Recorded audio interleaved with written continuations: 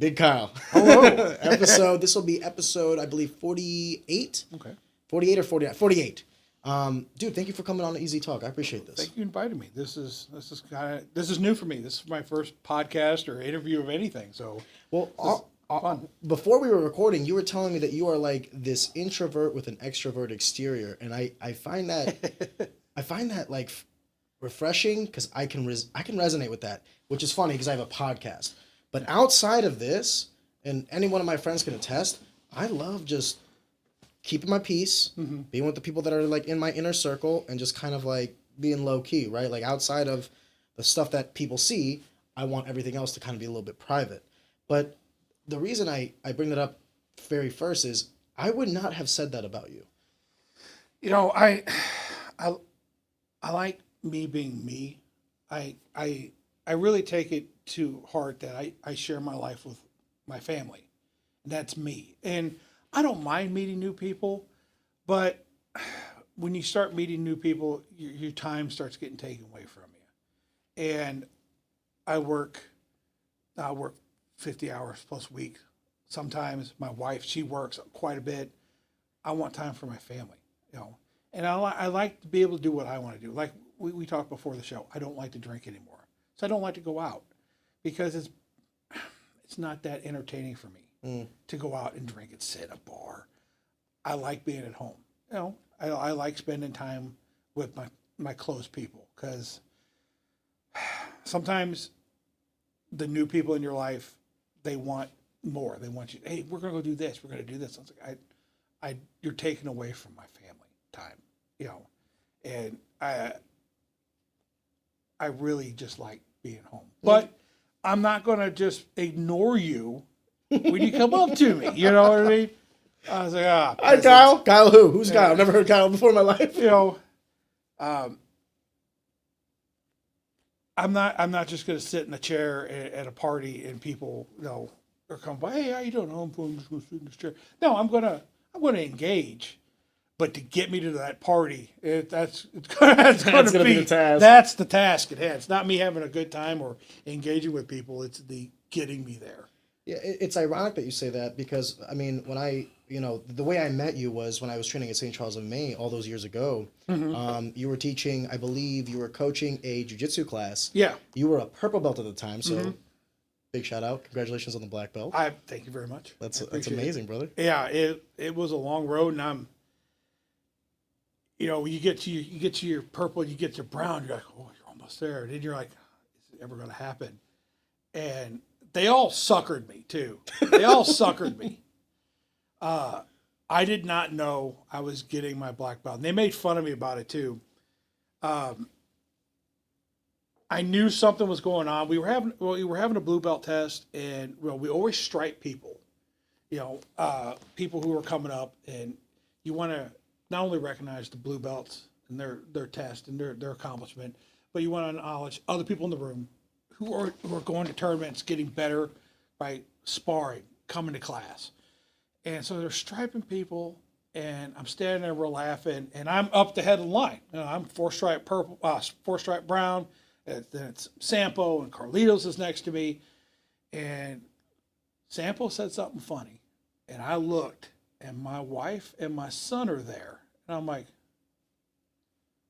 well, wait a minute, what are they doing? And I looked down at Gus, and Gus had he had this shirt made that said, only child card expires December 2019.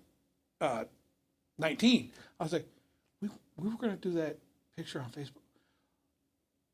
Oh, shit, I'm getting my black belt today. And put two to two together. And then Rogers comes on and pulls it out, and I was like, and it was a surprising day. It was I've never felt that much. It was a great sense of accomplishment because I wrestled in high school, and I wasn't a killer. I was a heavyweight. I never wrestled before I got to high school. I had never thought about it. I was atrocious my freshman year. We didn't have a JV squad. We had varsity. We were a small Catholic school. So my sophomore year, I was like, 6 and 21. I mean, the seniors just slinging me around. And then I had a really good coach that came in my senior years. We had a state champion, and his name was Mike. And Mike pushed me every day. He's like, "Why aren't you fighting back?" Well, you're so good. He's like, "You could be good too." And he pushed me. Coach Garland pushed me. So I ended up my senior year. I was 22 and 12, which is a hell of a jump for a guy who never really wrestled heavyweight. And I never made it out of regionals because there were some really tough guys. I wrestled at Carbondale, SIUC. They had a club team, 3-3 against nobody you've ever heard of, and to get back into grappling was fantastic for me. I loved it because I like the one-on-one-ness of it. It's me and you. This amount of time, this is the rule set. You're going to have to try to beat me because I'm coming for you. And I didn't have that. And when we found Rodrigo's gym, I was fantastic. I was so happy. And if you don't mind me asking, how did you find? We saw a commercial. Who's we, by the way? If you don't mind me asking. Well, we were. I used to work for a railroad in Fenton, and we had a big party for a UFC. And I think it was Matt. I think it was Hughes and Trigg. Oh, okay. So we're watching it, and there's a commercial for a jiu-jitsu school in Fenton. And there's 3 of us. We're like, we're going to go try it out. We're going to go check it out. So we took a lunch one day, went down on a noon class on a Tuesday. And there's like 6 or 7 people there. And we tried to meet Rodrigo, and they're like, no, Rodrigo's not here during the day. I'm the only one of those 3 that went back at a night class. I met Rodrigo. He was very generous. He said, yeah, come. Yeah, we'll get you a gi. Why don't you come to some of the new gi classes? So I came up, and I was right about 325. I was 6'2", 325 at that time. And I'm like, look at this skinny little dude. This guy's not going to do nothing to me. So I learned the hand clap. We did it. 15 seconds, that dude's on my back. He's a backpack. This guy's hooks in. I'm fighting. And I was like, holy shit, let's go again. So I just power rush him, put him on his back. Oh, there goes my arm. It's 35 seconds. I've been tapped twice. I was like, what the hell is going on here? I kept going, and I instantly fell in love. And there's a funny note is, that's how I met Matt Ricehouse. Really? And beating the piss out of me for 5 minutes in my first class. He mopped the floor with me. He had already been training at that time. Yeah, he was almost blue belt level. He'd been training for quite a bit already. And my size didn't work. My strength didn't work. I'm pretty quick for a big guy. Not fast. Quick for me to you. Fast is to the door. So I'm quick. I'm very quick. Surprisingly quick for a big guy. And nothing worked. I just like, this is great. Yeah. This is absolutely great. So that's how I got into jiu-jitsu. Is that, I'm getting just murked for 5 minutes from a guy that weighed 150 pounds. Terribly sorry to interrupt the content that you're enjoying right now, but if you've been watching our content for the past couple of months, you realize that Easy Talk is a brand new podcast. We're genuinely trying to figure this thing out as we're going. Some growing pains for sure. If you are genuinely enjoying this content, we feel very humble in that, but we would like to ask that you would also subscribe and like to the channel, simply because it does help us in the algorithms and ultimately to grow. So take a second. I'd really appreciate it. And on with the show. Isn't that such a humbling experience that you know that you're at the bottom of the barrel, so you can kind of shed the ego. You're like, you know what? Everyone here knows that they're better than me. Okay, let's start from the bottom. Let's work our way up. Because there's sometimes with other martial arts I've seen, especially boxing, everyone wants to come in to spar. Everyone wants to come in for the glory, quote unquote. Yeah. But jiu-jitsu is one of those where I think Joe Rogan probably said it best, where you can get lucky at a sparring session with boxing. Mm-hmm. He's like, you don't get lucky with jiu-jitsu. No. There's you're not walking in and getting lucky against a black belt. You'll be lucky to walk out against a black belt, So it's jiu-jitsu is one of those sports where it's just supremely humbling because it's the truth. It's honesty personified. It is. It honestly is. And you see that you see that more when you start teaching, when you start coaching people. Like, I know what it's like for me when I learned how, okay, I can do this. I can know if I fake a triangle, heat pasha, umaplata, I got it. I can get this. Or I can feed this arm, I can get the sweep, go pendulum. But when you start teaching somebody, I really think that's where my love for jiu-jitsu is, because like I'll show you how to do something and you're just not getting it. Like, oh, grab the arm, put it under here, kick your legs. And they're like, I don't get it. And then they get it. And you see them. You see it in their eyes. They're like, aha moment. It works. That's what I've been doing wrong. I love that. Every Friday, we have something like that. No, we have somebody that their hand placement's wrong. Their grip's too deep. They're telegraphing their shot. You know, it's something. We could have 6 people, we have 15 people. We got one person almost every week has that aha moment where they've tried something that we talked about the week before, or we told them about a certain situation. Like, you need to do this, you know, and that's what I really love about it. That's the best part of my jiu-jitsu for me. Well, I'm glad that you were. Listen, I'm glad you walked into Rodrigo's gym because, you know, that laid the foundation for me one day meeting you. That's how I met you in the jiu-jitsu class. Mm-hmm. And I remember at the time, I had no idea anything about you. You know what I mean? All I knew is you walked in and you had this crazy tummy tattoo with like all the big movie monsters. Yeah, movie monsters. It was like Jason, Freddy, and all these guys. I was like, oh my God, who's this guy? You know what I mean? And you looked so intimidating. To me, I was like maybe 20, 21 years old. I was like, oh my God, who's that guy? He's going to murder me. And then you shook my hand. Cool as a cucumber. Like, hey, I'm Kyle. How's it going, buddy? You want to go for a roll? And proceeded to not murder me. Yeah. Well, you know, that's a double-edged sword. You know, being a big guy, Mike Rogers will talk. Yeah. We should talk about this too. Is that, yeah, I could grab you and fold you up, and turn you into a pretzel, and then you'll never come back. Yeah, you'll never come back. And the average size of the guys in the room are like 160 to 200, and if I just bowl my way through everybody, you know, I learned this as a blue belt. If I just put all my weight on you and just beat on you, you're not going to want to roll with me. Yeah. And you're like, oh, leave the fat guy in the corner. Let's roll it. Just don't even look at him. Which is how it is kind of now, because no, it's like 400-pound black belt over there. Just look over here. And I've said it. You're going to act like you don't see the mountain in the room? And there's a couple people, I always say it too.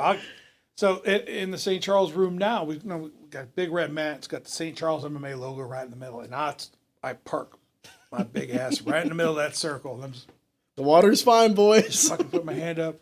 And I turn invisible for that minute break between rolls. This all just disappears. Magically, once it's back on, you can see me. And that's fine. And then you'll get the white belt. That's like, you want to roll? I'm like, yeah, come on, man, let's roll. And we'll, I'll pull side control. I'll just flop and just let him work. Just like, it's not always about working your technique. It's about getting moving. Just get in there. Especially at over 40, just getting in there, getting a sweat, getting moving, then you get the real sparring. Because those guys will grab me. The guys that want to spar with me. Mm-hmm. Because there's the group of guys that they don't want to deal with the giant black belt, and then there's guys like, I want to beat the giant black belt. And I love those guys. Like, all right, come on, whatever you got, it's fine. And I've had a lot of partners over the years of guys that have come through the gym, and I can almost remember all the main people that sparred with me coming up. Because there's a big collection of other guys like Neil Lewis, like the Bear Jew. He's been me and him have sparred. It has to be almost 15 years now. He just got his black belt as well. Yeah, I saw that recently as well. Congrats to him as well. Yeah, he's a good dude. But there's been people like Roy Robinson, Joe Gregory, Keenan Craig. I could just start listing people from the early days and then guys now, like Carlitos Jones, Marcel, Mike, when he does make it. you want to talk about busy. Mike Rogers is a busy dude. There's a purple belt that comes from the main school that comes rolls. His name's Max Highsmith. Solid. Solid dude, 6'4", 6'5", 205. Oh, Jesus. He's long, he's rangy, he's strong. And, you know. Young, so he's explosive. Yeah, well, I think he's 30. He said he was 30, 31. But it's still a big age difference. But he has the Voggy main school mentality. Because I don't know how many different places you've rolled in your life. But, like, the main school is very technical. Like, very, if I've got my grip, that's my grip. I'm not letting you go. And then as soon as you get your move, you hit it. Bam, bam, bam. St. Charles MMA, being Mike, is very wrestler kind of based.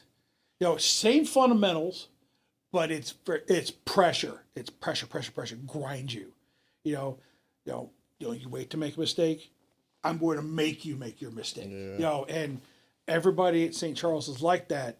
Just that constant pressure. Like, oh, hey, you're mine for 5 minutes. Let's go. It's a tough room, man. I remember when I was in there, I remember like Alejandro was there. I remember Julius Anglicus was getting in there. It was like a lot of the Lindenwood wrestler guys were coming up. Alejandro just won Worlds at Brown. Yes. Yeah. Amazing. We're going to have him on the podcast and talk to him too. Because he's got an amazing story. He goes from like high-level wrestling. Yeah. Goes to MMA. From MMA, goes to high-level jiu-jitsu. Exactly. And by the way, he's thinking about coming now and trying to go make a run for high-level MMA. Based on the conversation fantastic. I had with him. Also, I'm an Illinois boy. He's over in Mount Vernon. He took over that wrestling program. There's a couple of guys. How lucky are they to have him as a coach? For those that don't know Alejandro, I mean, cream of the crop when it comes to human beings, personally. Like, if you just take the martial arts out of the equation, he's just a very cool, calm guy. Oh, yeah. And has a mind for this sport, man. And knows what he's doing. Yes. There's 3 guys I'm super proud of. Alejandro's one of them. EJ Brooks is another guy I'm proud of. He's also a wrestling coach, yes. Another wrestling coach. He's actually coaching at my old alma mater. Really? Althoff over in Belleville. Josh Sampo he's at Francis Howell? Francis Howell. Yeah. What a collection of guys to learn to wrestle under. Not just that, but what men to have to show your young men. They're leading the way. Yes. They're leading the way. I don't know much about Alejandro's home life right now. I know that he's a stand-up dude. EJ, solid guy, family guy. He brings that into the room. You can't go more than a few days without him or Josh or Alejandro posting pictures of the kids from the room.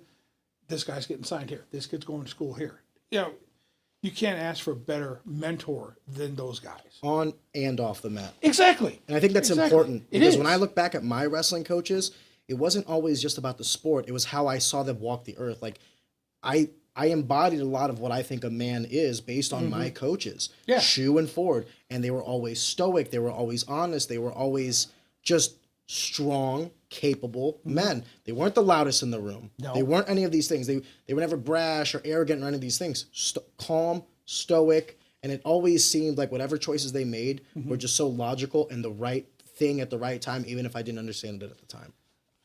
Coach Garland was my head wrestling coach when I was in high school. So we're talking Stone Age. This is 1996 and then 1997. So you used to wrestle naked with oil. Fuck. They've changed the weight classes multiple times. Dude. I couldn't even tell you what they've changed them again. They're different since I was in high school. So we had 13 weight classes back then. No women's teams, no nothing. It came down to my match in a duel. I tried to pressure over and under, lateral drop. That was one of my big moves. I hit it, and this dude put me flat on my back, mitted into the match. I fought. Guy stuck me. The guy that pinned me, he went on to state. I think he placed 3rd or 4th. He wasn't a scrub. I didn't slip on a banana peel. I got beat by a good guy. And they announced the score. It was like 36-35. Oh man! If I had You're talking about the team score. The team score. If I had just lost, we would have won. But no, I got stuck. It happened, and I'm in the locker room by myself, and I'm pissed.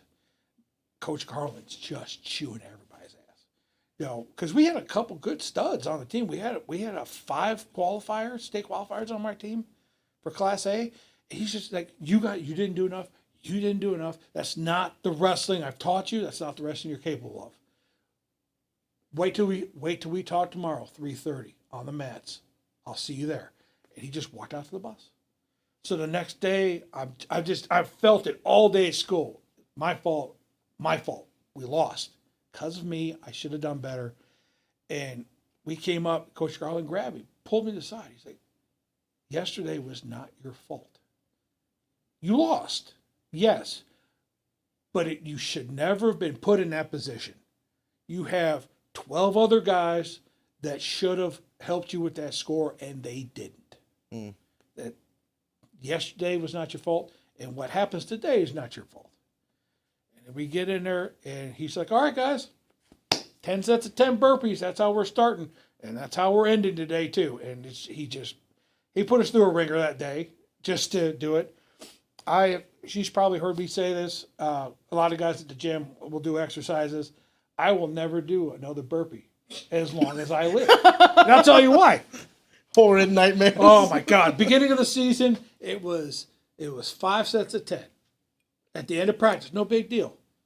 By the end of the season, 3 months later, we were doing 20 sets of 20 every day. I'll never do another burpee. I've done them all.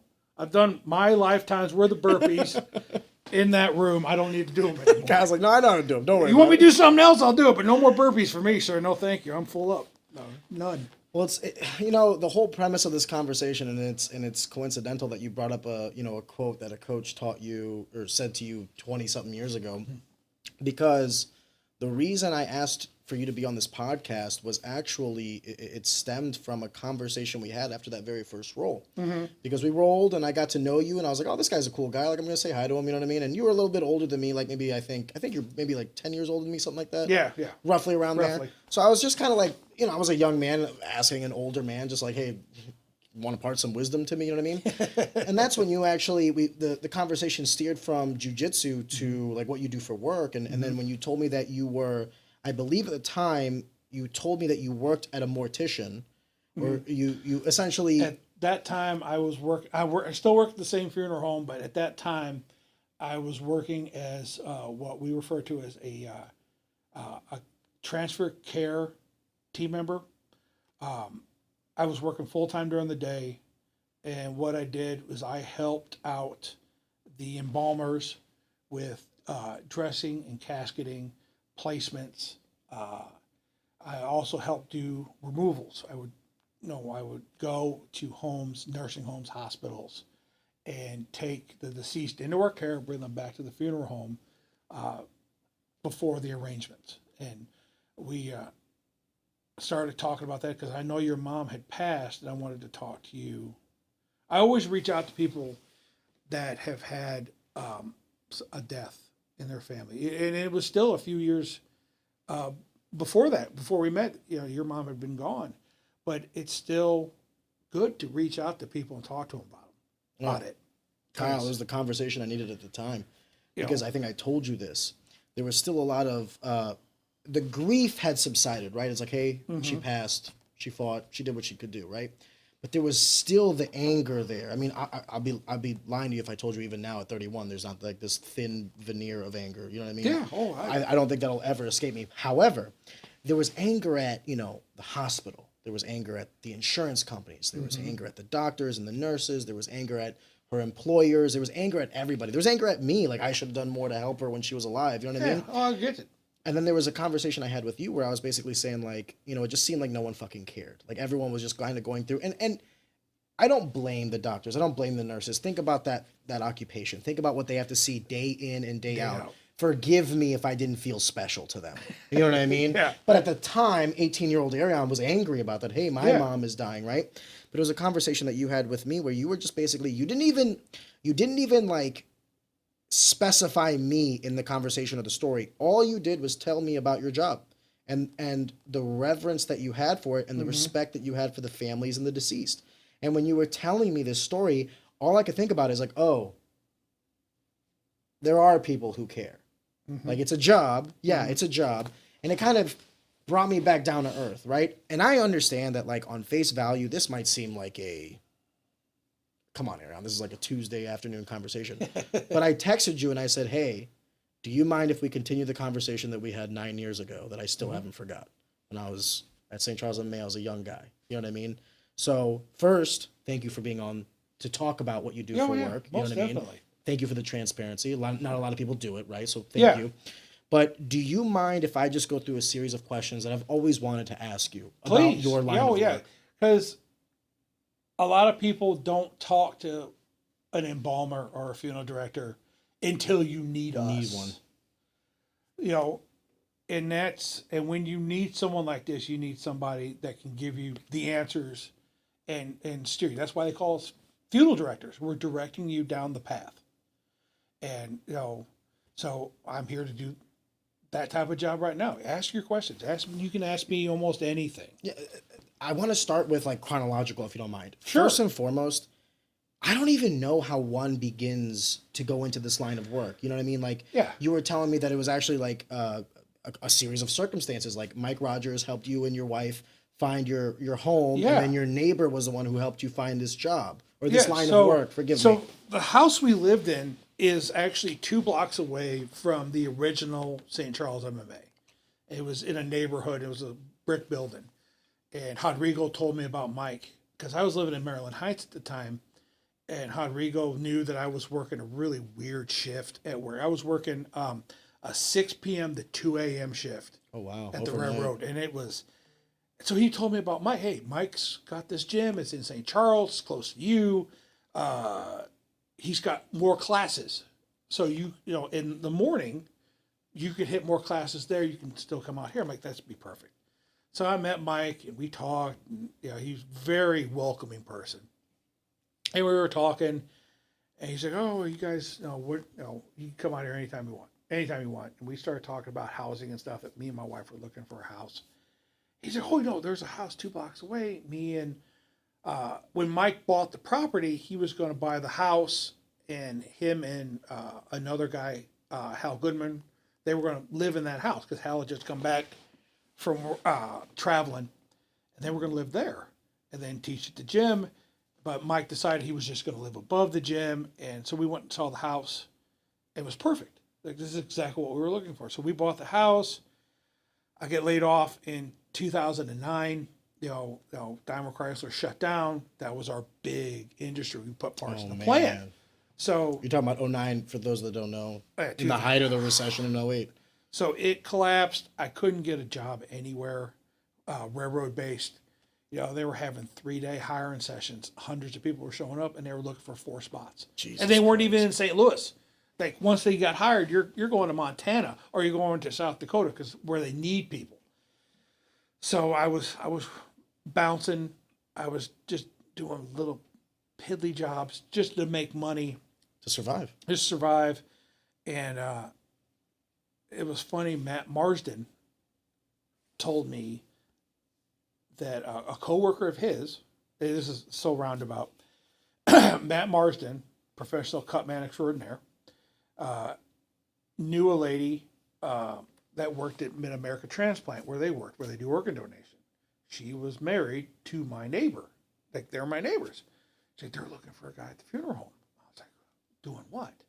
They're picking up the deceased at night. I'm like, well, I could still bounce and do that. So I harassed my neighbor. I was like, hey, a friend of mine says you guys got a job, and Kobe's a great guy. He's still there. He's the director of operations for Bowie.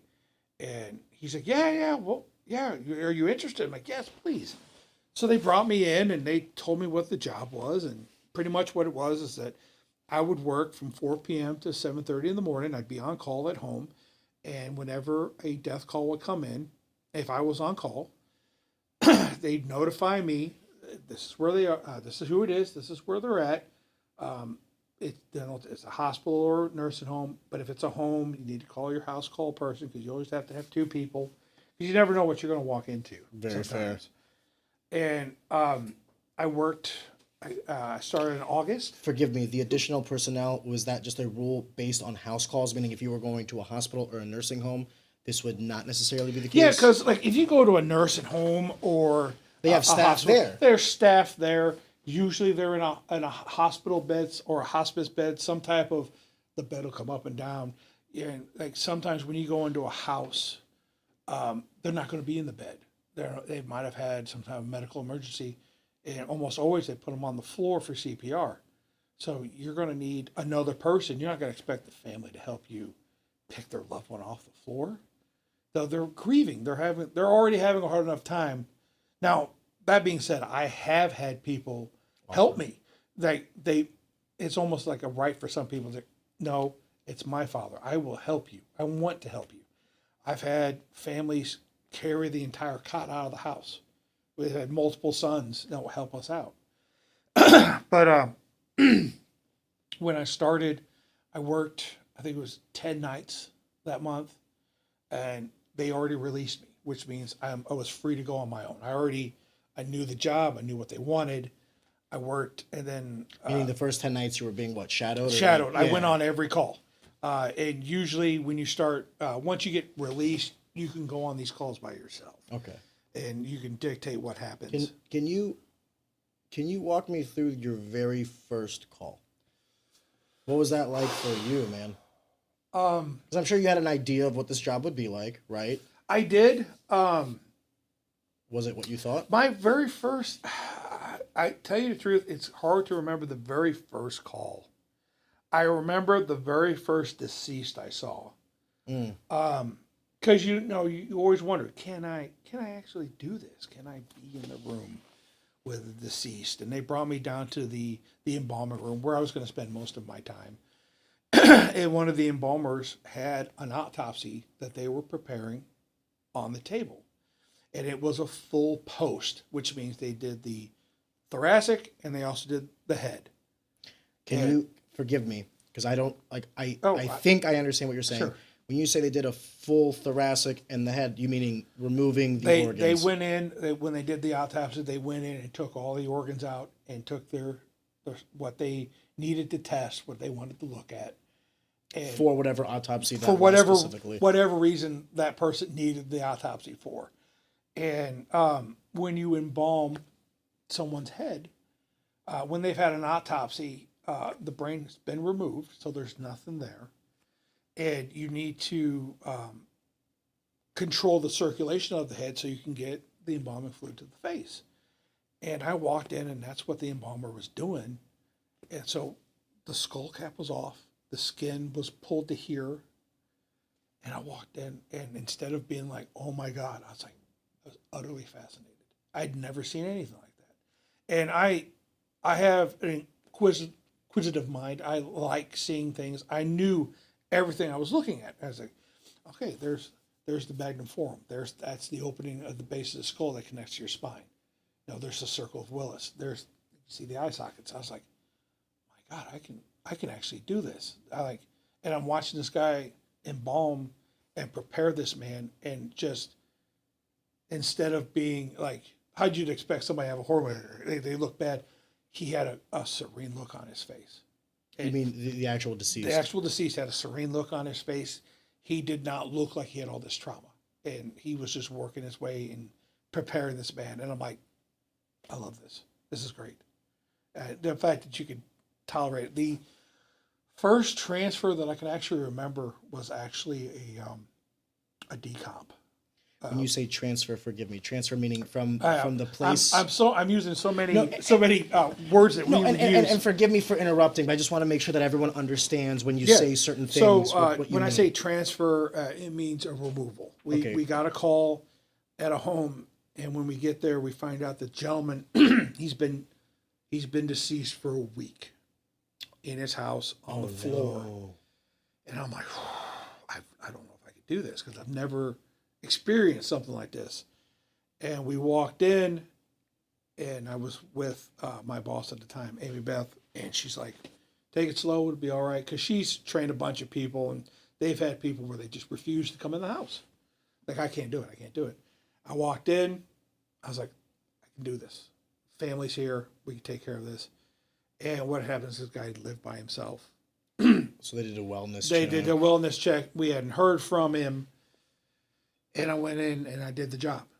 And I could do it. And that's and a lot of people shake their heads when I say that. They're like, we went in and we took care of it. And there's guys at the gym that ask me questions all the time. And I'll tell them very bluntly about what happens and what we do. And they just, I can't, man. I can't. That's all I ever hear is I can't do it.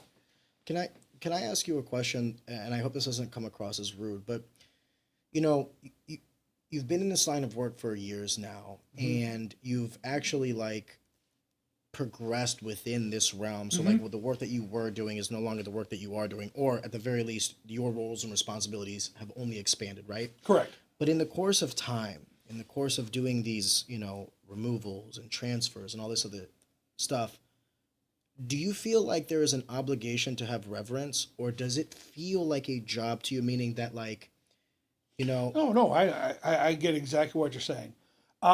Because I mean, how many times, let's say you do 1 versus 100 versus 1,000 versus 10,000, and then we go back to the original point that I was making of like these doctors and these nurses. I mean, how many people do they see in any given day, week, month, year, decade? I mean, who am I to be special to these people?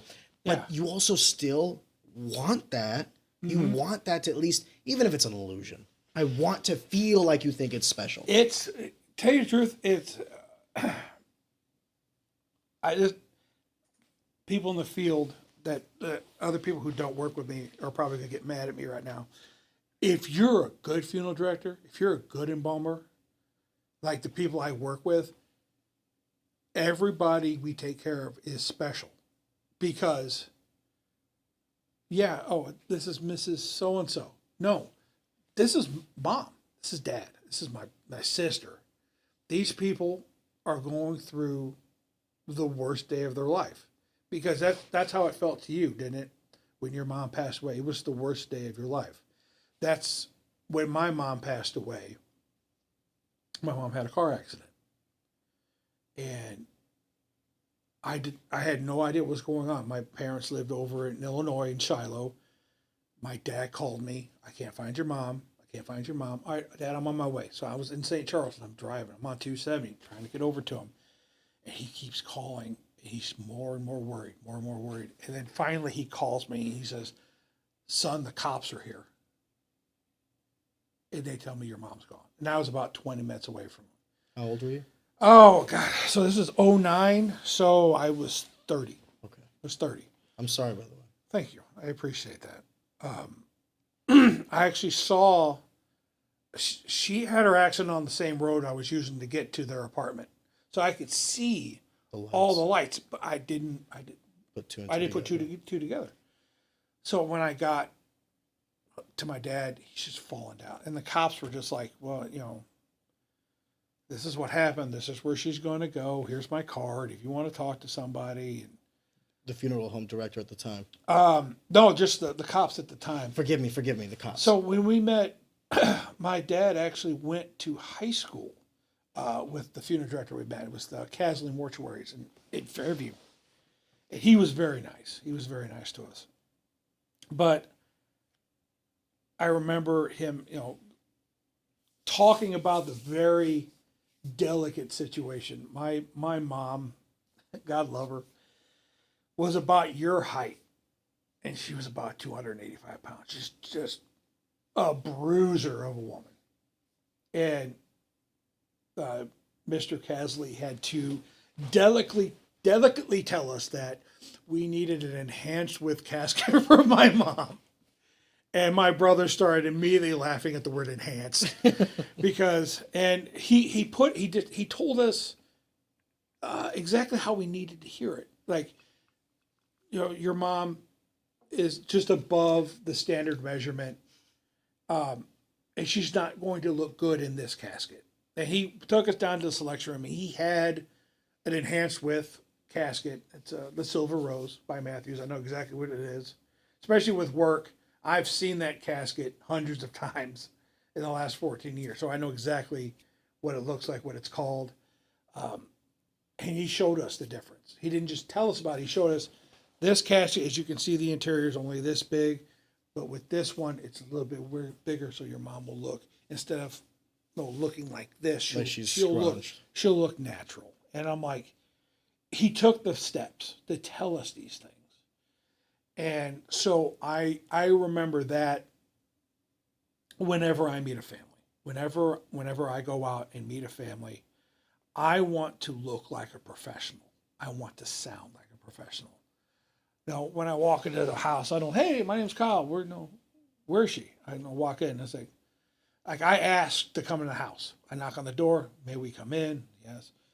It's like, and I meet the Mexican. So it's like, Harry, my name is Kyle. This is my associate, whoever's with me. We're so sorry for your loss. Do you have any questions for us? I know this is a trying time. You may have some questions, you may have no questions. Whatever you feel comfortable with asking me, we're here for you. And that usually will start the conversation. How long does this take?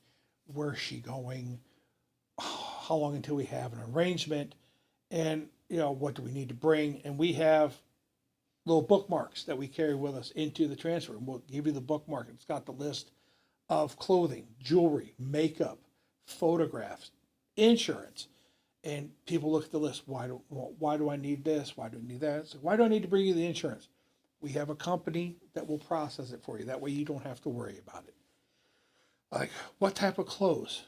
What says mom? If they buried me right now, my wife would probably put me in this outfit. Shorts, shoes, a horror movie T-shirt. That's probably what she would put me in, because that says me. But we've had people we've put lingerie and nightgowns on people for just their cremation, like grandma's nightgown, the zip up moo with no shape to it. And I've put people in a Nomax racing suit. I've put karate gis on people, full kilt with swords. Knights of Columbus, the 4th degree knights, they've got the big hat with the feather and their sashes. Whatever says mom, whatever says dad, you bring that in. Do I need shoes? No, you don't have to bring shoes, but if you want shoes, they will. And I'll tell you what, if any type of farmer or anything, they're going to have boots. They're going to have boots. And, it's just a known thing. They're going to have boots. But when you walk in the house, when they start asking questions, I want to be able to provide those questions. Like, how long is the cremation going to take? What do I need? And, I have those answers. And you don't want to just walk in and be like, they'll tell you at the arrangement. No, that's not a good enough answer. Yeah. That's not a good enough answer. You want these people to have a moment of clarity in this storm they're having. Even sudden death or hospice, once it actually happens, it's going to be the same thing for the loved ones. It's like, this has happened. What do I need to do next? And some people think they have to rush, and you don't. You don't have to rush. Like, you don't have to come in tomorrow. You can come in, you don't have to come in on Tuesday. You can wait till Wednesday. It's fine. Take your time. Have your loved ones come in.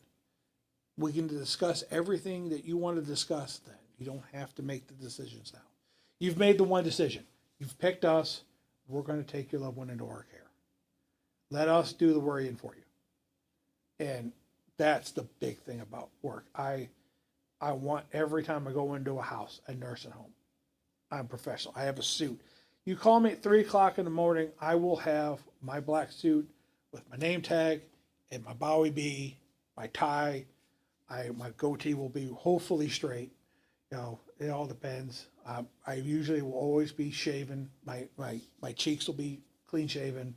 My head not so much. That tends to get monotonous. Just Vicking yourself. It gets old after a while.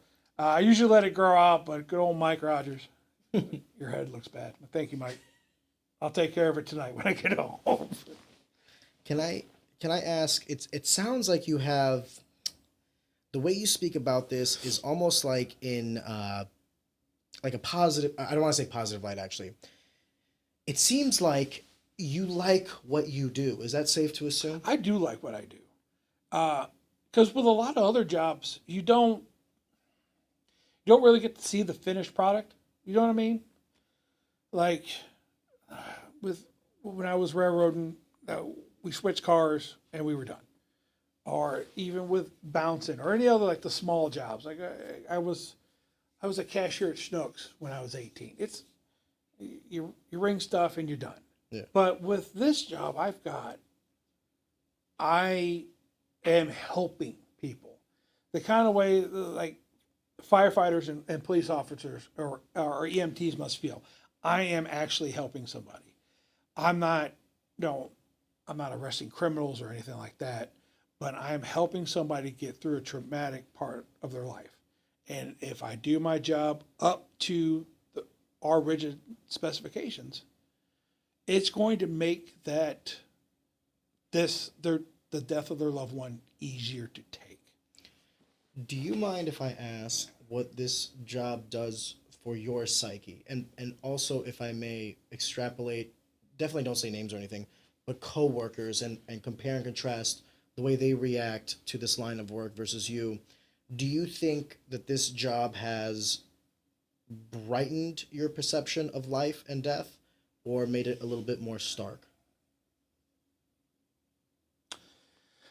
That's a big question. Almost all the people I work with are pretty lighthearted. We try not to take work home, if you will. Yes. We do joke quite a bit at work. Sometimes things are funny. Like we had a poor young lady. She was on a house removal. She was on a transfer with another person. I was not there, but she told me all about it. They had the cot and they had lowered it to the floor. They had the deceased wrapped in a sheet so they could move it from the floor to the cot. So they both bent down. They had the grips. They went 1, 2, 3, and when she leaned down to get her butt underneath her to get a little bit of lift, she split her pants from the belt line all the way to the zipper. And by her own admission, she said, did not have appropriate underwear on. So she gets back, and I was not there when she got back, but they told me she had her coat tied around her waist. She had her suit coat tied around her waist. And I came in rolling with the punches. I was off that day, and I come in the next day, and she comes in, and she's like, "Did you hear?" I was like, "I heard a little bit of the story, but I want you to tell me the story. I want to hear the story." So she tells the story, and I'm laughing. She's like, "Hold on." She went to we have our own locker rooms in our facility, and she came back out to the pant. They were just ruined, right on the seam. Like the whole seam just gave up, and I'm like, "Oh," and that's happened to a couple people at work. We laugh about stuff like that, and it keeps it lighthearted. Every once in a while, you'll get a grandma outfit in. You're like, whoa, just late 70s gown. It's just sequined out. You're like, wow, look at this. And then some people will bring in funny stuff to go in the casket. We had a lady that she had 10 or 12 pet urns that were surrounding her casket at her service. Pet urns. Oh, Jesus. Yeah. And that was like, I've seen people, they'll bring in 1 or 2 pet urns and like, yeah. Sometimes you have a pet that's really, really important to you, but 12? I was like, wow. That's great. Cat lady. But when it's time to work, yeah, everybody's serious. Now, the seriousness doesn't always stay. We've had a couple times where the professionalism cracked a little bit and a little bit of laughter comes in. We're a house removal, and the gentleman that had passed had 5 sons. Everybody's outside. It was kind of a cool night. And we're shaking everybody's hand. And I get to the last guy, and he just does the bear grip. And he wasn't a big guy. He does a bear grip, and he squeezes the hell out of my hands. I gave him 1 pump back. and you heard every knuckle in his hand pop. Just like, he said, well, goddamn, biggin. I was like, Jesus, this guy's going to call. I went up to her about me squeezing this guy's hand. Or we went on another removal out in Wentzville, and it was me and my current boss, Susan. And Susan's about 5'3", 5'4", a little lady. And we get to the house, and 2 sons are outside. So we get out of the van, we introduce ourselves, and the one brother takes Susan into the house. The other brother stays with me. He asked me a few questions about what we're going to do. And I was like 30, 40 seconds behind Susan. I go in the house. There's another brother and a sister and the in-laws, and they all start chuckling. And they start laughing. And Dad's right there in the living room in a hospice bed, and we introduce ourselves, tell the story, and we make the transfer. And, and me and Susan are like, what the hell are they laughing at? And we're like looking at it. Do I have something on me? So they come in the next day to do arrangements. They're talking to the funeral director. And the funeral director says, so when the care team came to the house, anything, and they all burst into laughter. And the funeral director says, what's the matter? It's like, well, we're sitting at the house. We've called you. We're waiting. And you guys get there, like, oh, they're here. So our 2 brothers go outside. And a few seconds later, this little girl walks in the house. Like, how is she going to move Dad all by herself? And then we hear the door, and a giant walked into our house. And I'm like, they're like, oh, well, and we all look at that's the muscle. That'll work. It'll be fine. And, so I've got stories like that for days. One lady said I looked like a hitman during the winter because I have this long black trench coat that I wear. Because it's snowing outside, and I got my little cap on, and I walked into the house, and she's like, what, are you here for a hit? I'm like, I'm here for your husband. The hit happened. It's already happened. But you can't joke with them. It's like, I'm here for your money. You can't be like that. But there's times where the job, as morbid and sad as it is, sometimes you get things like that. That are just funny. I might change a caveat a little bit to that, because I remember when we had both gentlemen come to grab my mother, it was actually one of the more. So my mother was in hospice, and she was at the house for about 3 days before she finally passed. Yeah. We basically had her on morphine, and we were going to let the process happen, right? Yeah. So the nice thing about that was you process all those emotions beforehand. Yeah. So when you asked me, like, I'm sure when your mom passed, it was like, there was all these emotions. The truth of the matter is, when my mom finally passed, the emotion that I felt the most at that time was relief.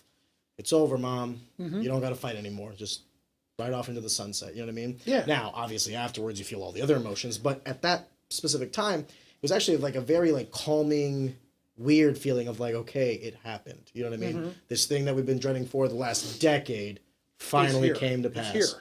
And the gentleman that came in, very much of what you're describing. Hello, my name is so-and-so. I don't want to use... what's funny? I actually still remember their names.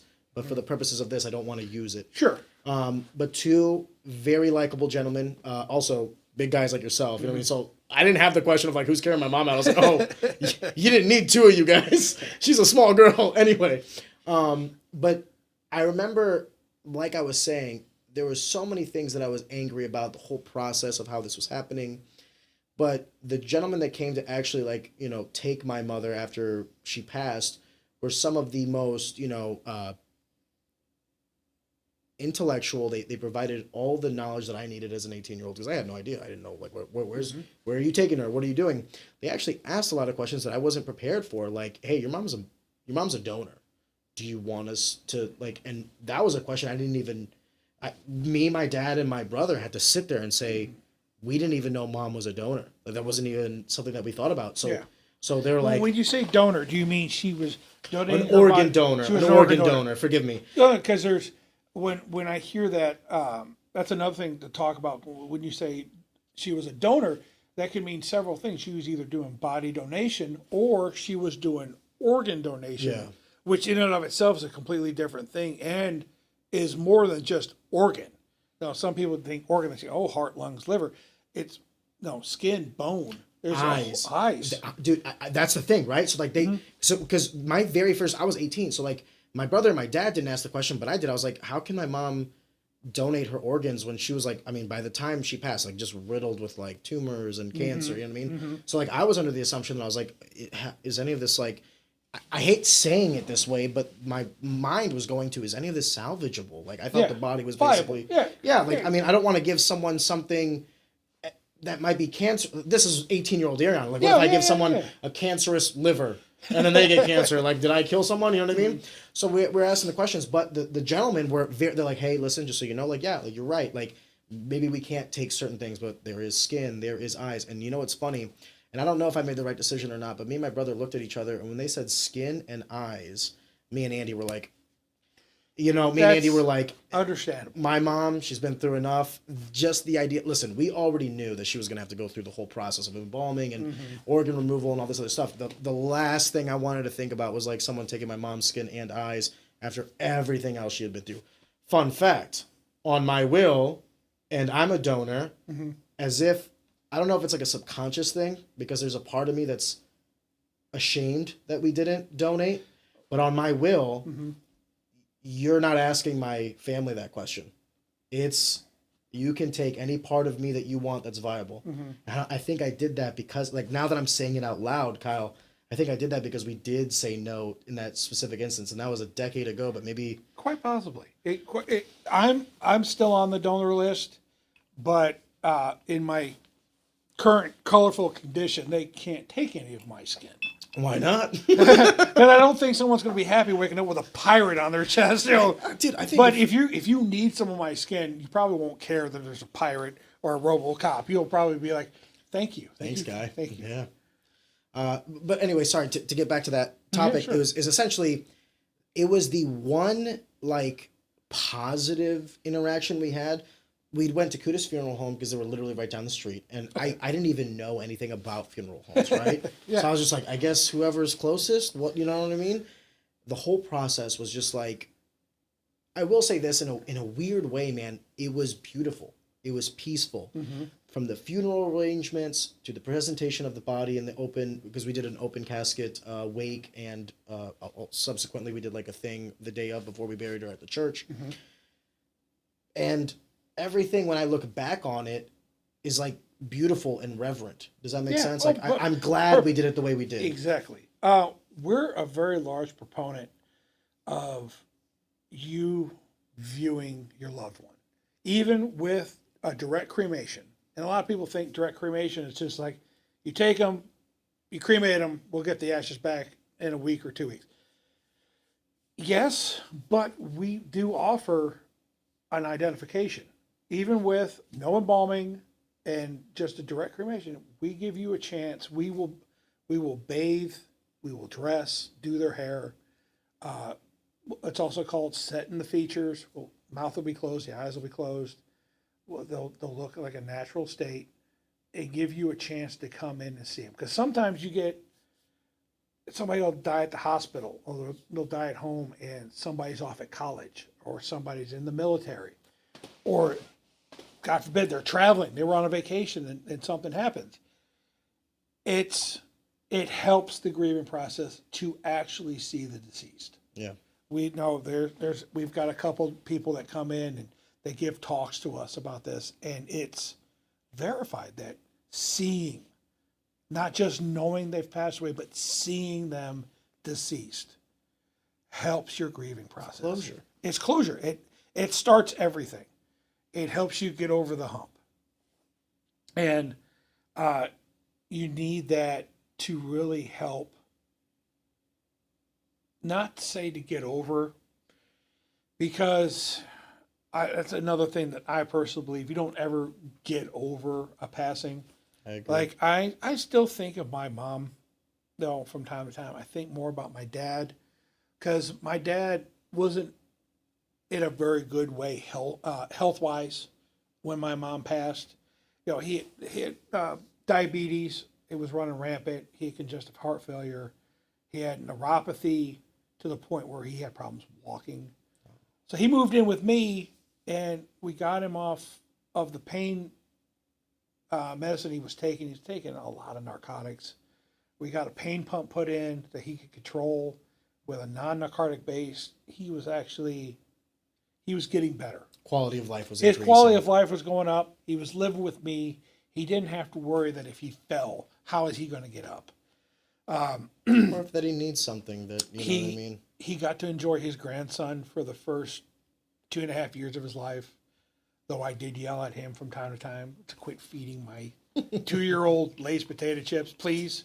I bought them for you, not It's for the him. grandparents' job to spoil your kids the way they can never do with you. I go in there, and there is my old man sitting in his wheelchair, just a grin on his face, giving Gus potato chips.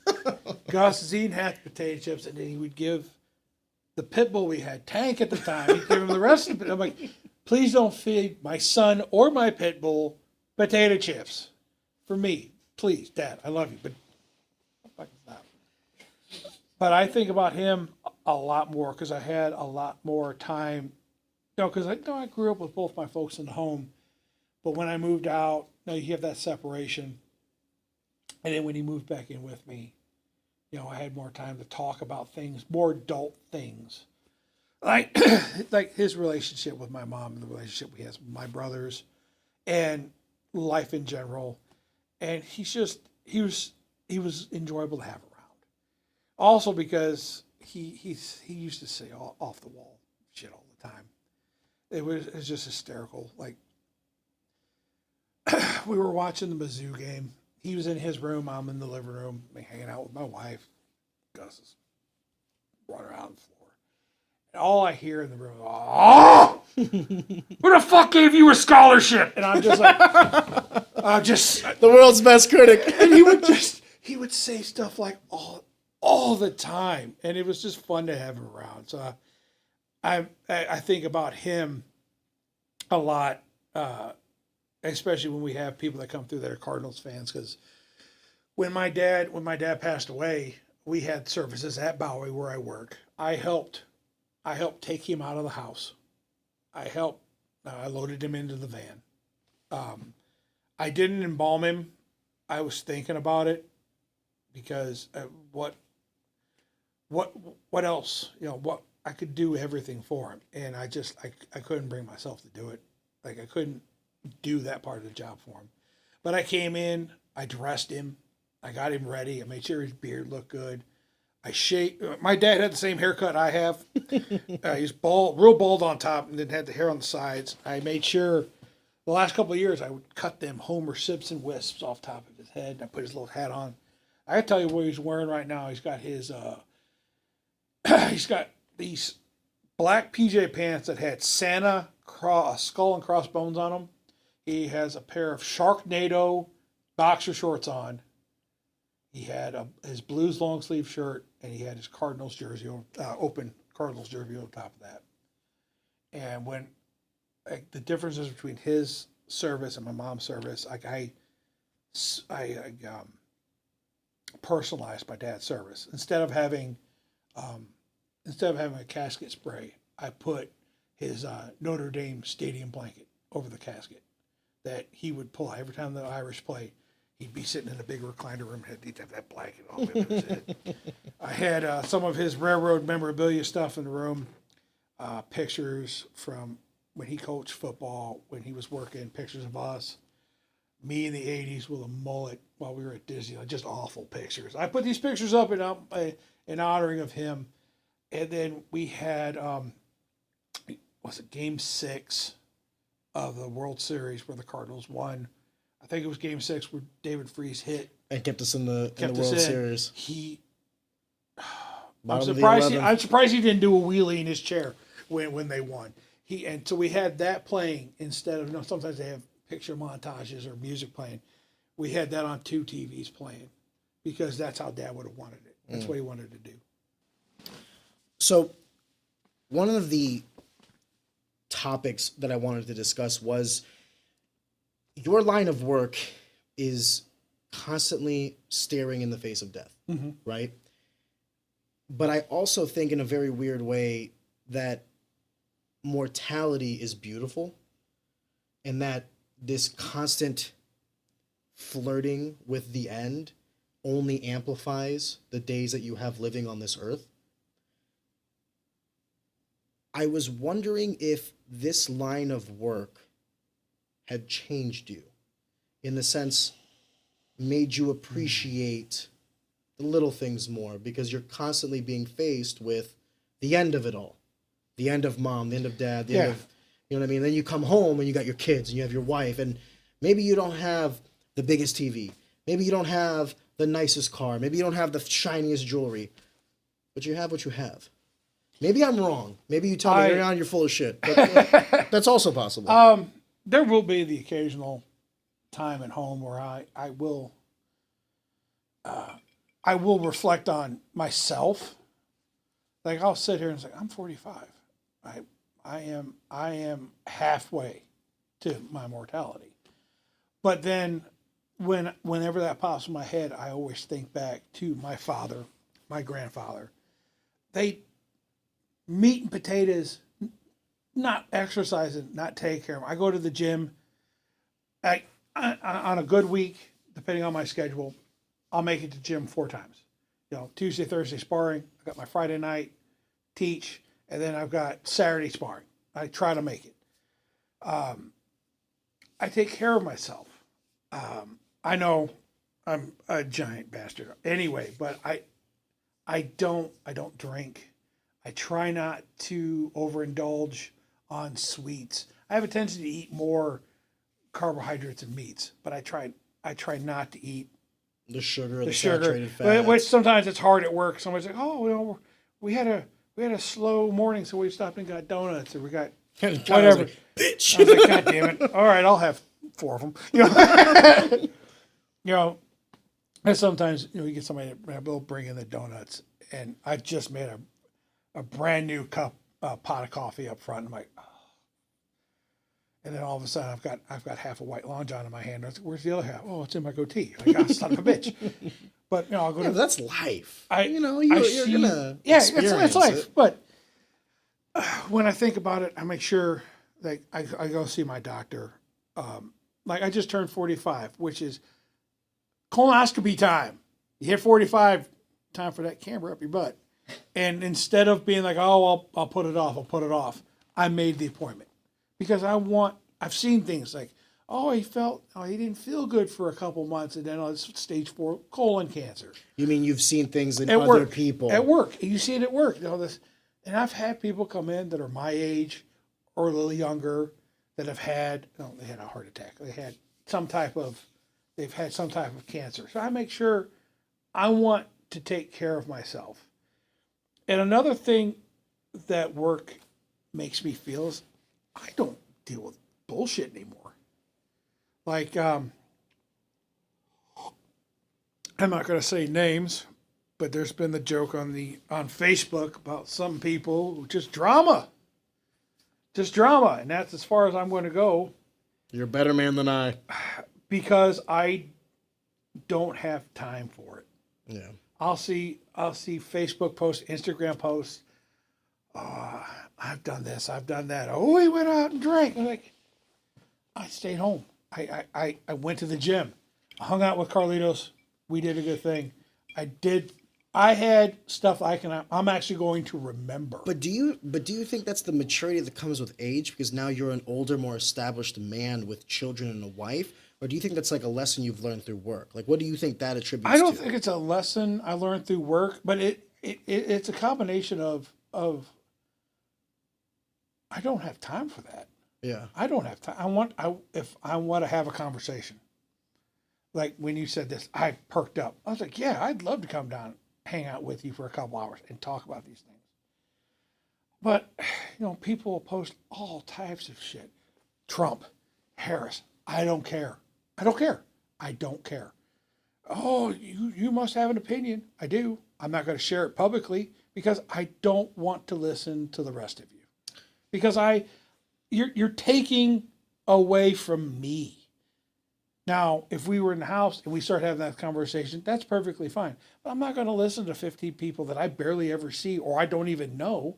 I don't need to listen to you. I have my own problems. You know what I mean?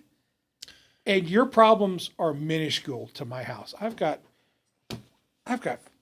The oldest one's got 3 cavities we just got fixed. This guy's trying to learn his ABCs. It's way more important to me. You ever hear Jordan Peterson saying, before you can like save the world, you got to go make your bed? I feel like there's a lot of people that need to go make their bed before they start tackling like geopolitics or like the traumas of our time. I think that in this age of information, it's incredibly... Okay, I'm going to go a step further, actually, because there's so much information now that to be informed is not the difficulty anymore. It's to be correctly informed. Yeah. Because now information is so readily available. If I live in an echo chamber and only consume the content that I want to consume, I will get whatever narrative that it is that I'm looking for. The algorithms work in that favor. Yeah. So to truly understand nuance in this time, in this day and age, is actually the real difficulty. It used to be someone would ask you, do you know about this thing? And if you knew about that thing, you were smart. Why? Because you'd have to go to the library and read about it. You'd have to actually like research the topic. You'd have to do some sort of work beforehand. Now, you know, I can Google whatever the fuck you're talking about and then have an opinion in the next 30 seconds. Yeah, but is that opinion correct? Do I understand the nuance? Do I understand the variables? The best part about that is like, so I'm here. No, you invited me out here not only to talk about jiu-jitsu and life, talk about the funeral business. I've spent 14 years in the job. Oh, and some people say, oh, you've been at the same funeral home. Yeah, I've been at the same funeral home. And I have seen a lot. And you can look on your phone and figure out, oh, this is how they do embalming. They raise this, they raise that, they put fluid in. But you won't learn, okay, what kind of solution do we need? What is mom like? You're not going to use the same solution for embalming for you as you would for me, because it's going to be it's going to be something different. What happens if you have complications? Google's not going to tell you. You know, and that's a great thing about having this conversation. You can ask these questions, and I know from real world experiences what I've seen. I know what happens, and I'll happily share that knowledge with you. But I've also learned through my maturity, if I don't know, I'm going to say, this is what I know, and we'll go from there. You know, I had a guest beforehand got angry at me. Same lady we're talking about, by the way. She got angry at me because I didn't know certain things about her. And she's like, you should have done the research before I was on the podcast. And I go, why would I do research on you when I have you here? Yeah. I'm going to ask you whatever the fuck I want to ask you about, whatever the fuck I want to know about. Exactly. Don't tell me to do research beforehand. I have the lived experience in front of me. I can Google all this stuff that I'm asking you. Mm-hmm. It is not going to have as much weight or as much reality, because that's all theory. Exactly. In essence, in theory to me, because I don't have the lived experience in it. Mm-hmm. Why would I not talk to the person who does it for a fucking living? Mm-hmm. I would... If I go to see a doctor, why? I can WebMD whatever the hell I think is wrong with me, sure. Right? These are my ailments. What could it possibly be? And then deduce that. So why do I still go see a doctor? Because I still have the appreciation for a professional opinion. He might actually have something to tell you. Yes. He might have something of value. To tell you. Because the internet will tell you, it's like, oh, I have these symptoms. Oh, well, you have cancer in your shoulder. And it turns out it's just burrs.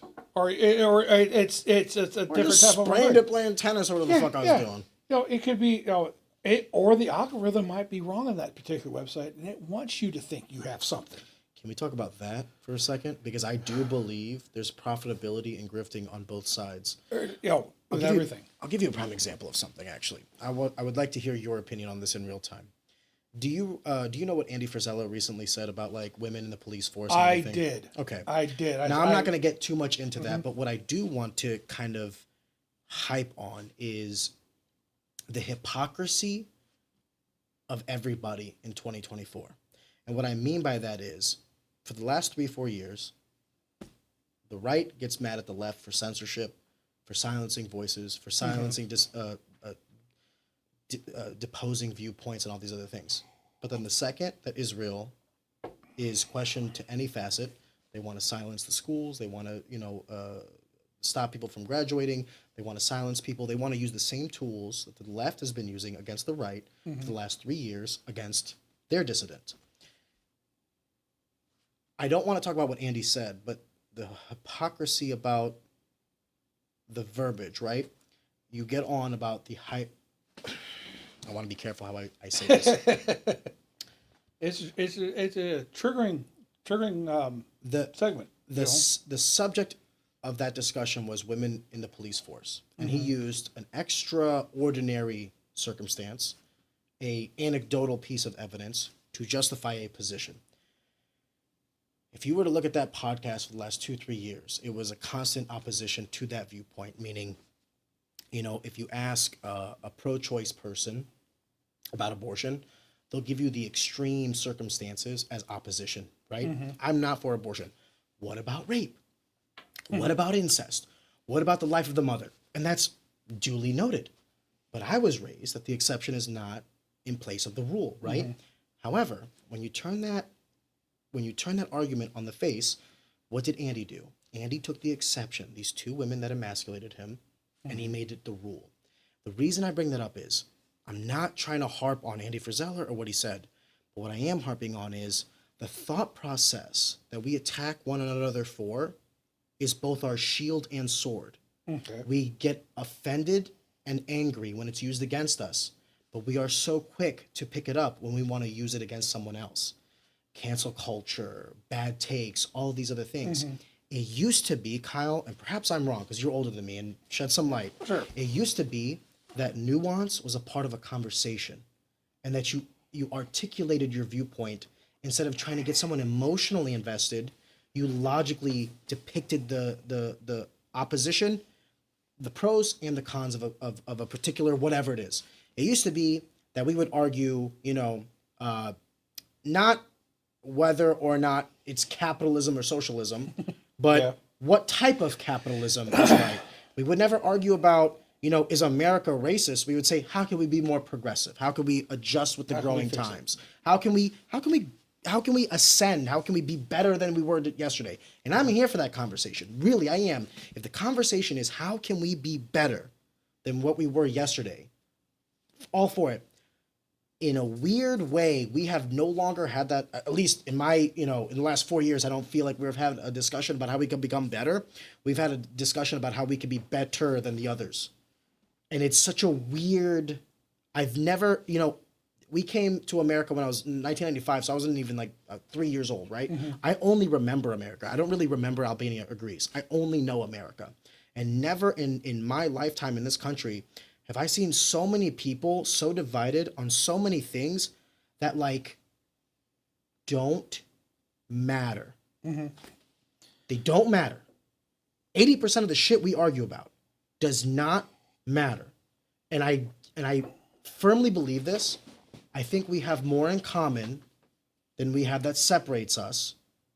And I don't necessarily like the viewpoint of division, and we both do it. If you go on YouTube, if you go on the news, if you go on Twitter, it's division. It's the left and the right grifters to get you angry, to get you emotional, to get you thinking illogically, to other the other side. They're dumb because they don't think the way I think, or maybe they have a different life experience. Maybe they have a different perspective on what they think is valuable or informative or important. I truly believe that if you ask people, the 10 basic questions of do you want tomorrow to be better than today? Do you want cleaner streets? Do you want safer streets? Do you want better education? Do you want cleaner water? Do you want better food? No, who's going to say no to these things? Correct. But we don't have these arguments. We argue whether someone's a racist, whether someone's a homophobe, whether someone's sexist. It's just dude, I don't give a fuck. I don't care. I'm not going to comment on the Andy stuff. Please the don't. whole Andy stuff. Yeah. I just use that as a vehicle for the it's a good vehicle.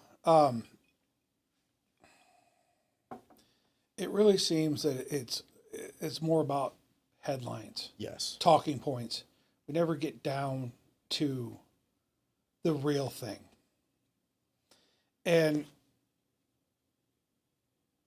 really, I only of all the things you were talking about, the one thing that stood out to me when we were talking about the extremism is as we were talking about abortion.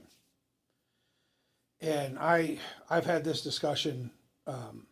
I'm pro-choice because for a couple different reasons. The one is it's always been a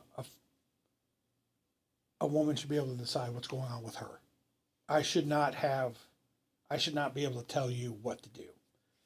But another thing is that with the whole abortion thing is unfortunately it's another side effect of work. Yes. Not, I wish it wasn't true, but not, there's not 100% viability, and we have a great program at work, which is so funny because I'm connected to that, not just through work, but through jiu-jitsu again. There's an officer, Eric Lorenz, his wife runs what's called the SHARE program. And if you have a fetal death up to birth and just past, if say you have a sick baby that dies just after birth, the SHARE program, we will take the babies and the fetal remains, and 4 times a year we will have a communal burial where all the people will come together. So say you have a loss, you'll meet at that time with the other people who have had that loss. So you're not only just sharing the space, you're sharing the same experience with other people having the same experience.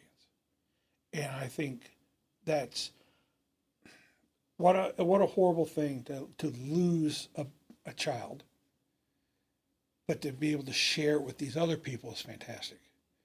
Because I have 2 kids, and we were very lucky. We had 2 pregnancies. We have 2 kids. God bless. I wouldn't imagine what it would be like to lose one in utero. But to have to make that decision, there's so many things that happen, and I've talked to people, I've met families who've lost, and it's important to be able. Unfortunately, if you have to make that decision, if you've had a fetal death, you have to. Unfortunately, you can't just leave it.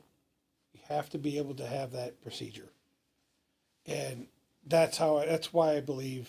That's why I'm pro-choice, because sometimes you have to make the horrible, tough choices like that, because unfortunately that's what it is. There's nothing else you can do. And to be able to help people like that, they've already had to make those choices. Let us help. Let us help you through it. You know what I mean? I will piggyback off of that if you don't mind. Don't. Because I am. Sometimes people might get my political leanings a little messed up.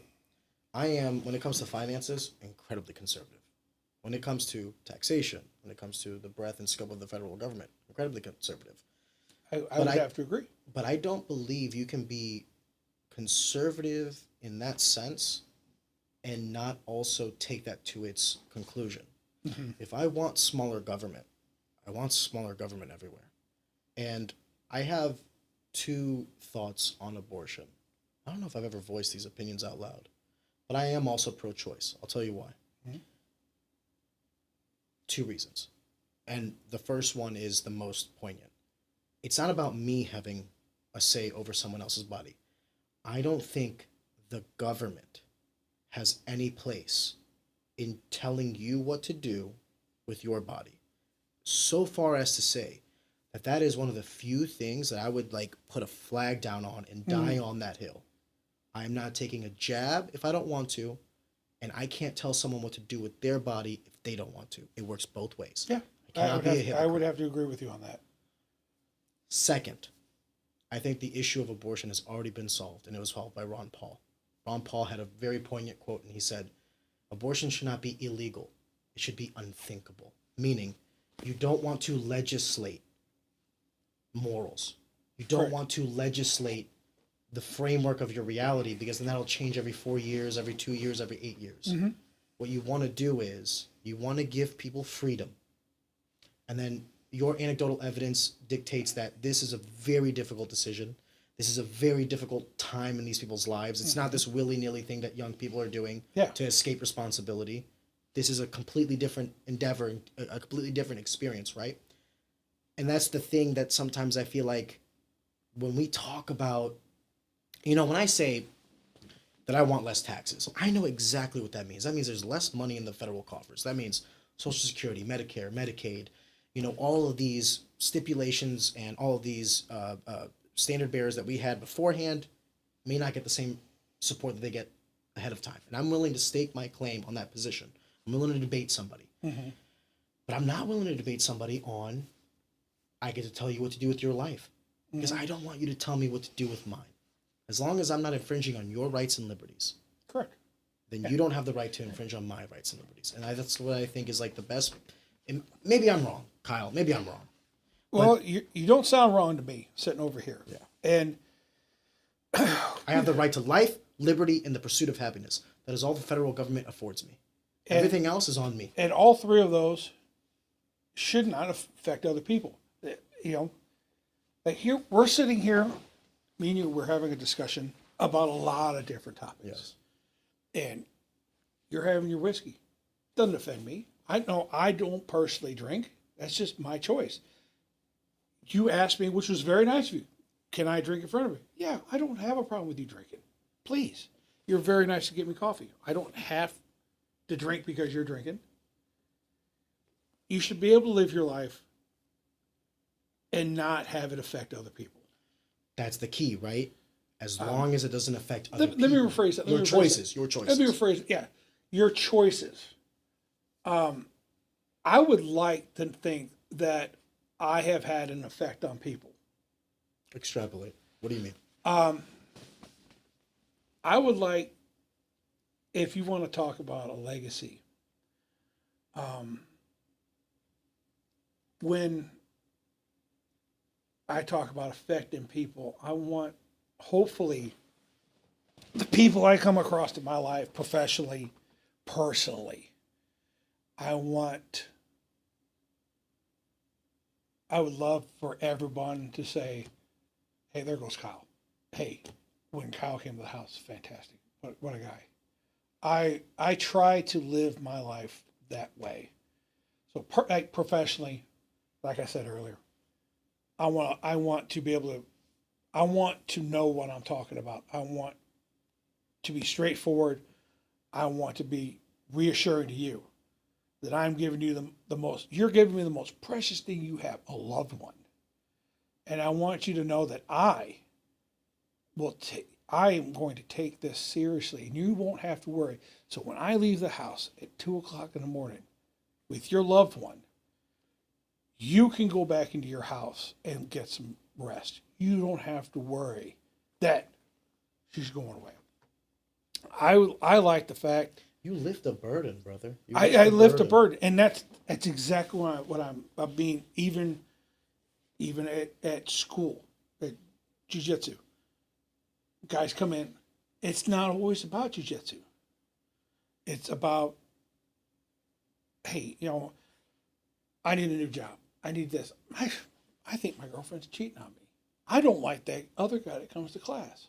Let's talk about that. And you should be able to talk to me. I tell everybody, my phone is my personal phone and it's my work phone. You need me, you call me.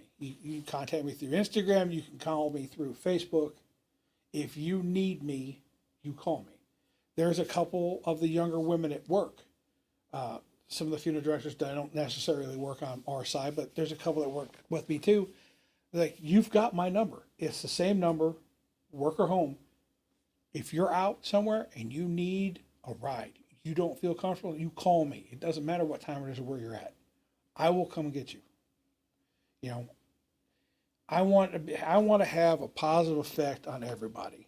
I don't want everybody's like, there's that miserable son of a bitch. Now I don't want to be Santa Claus very well, but when I walk in a room, I was like, hey, come here. Hey, it's Kyle. But then again, the introverted me is like, oh, I hope I don't fuck this up. I'm going to keep it to myself. And then, like me and you, like we had that conversation all that long ago. You brought it out of me, and I had a chance to change something, to help you with some small thing. And I like to be able to do that. I like to be able to change it just a little bit. like, your wonderful producer over there. I hadn't seen her in months. And I came out of the locker room, going to practice. She comes around the corner, and it brightened my day because I hadn't seen her. I got to say hi. And like she said, I picked her up off the floor and gave her a squeeze because it was, it was good to see you. And, and she immediately, started, messaging me. It was so good to see you. I'll tell your wife I said hi.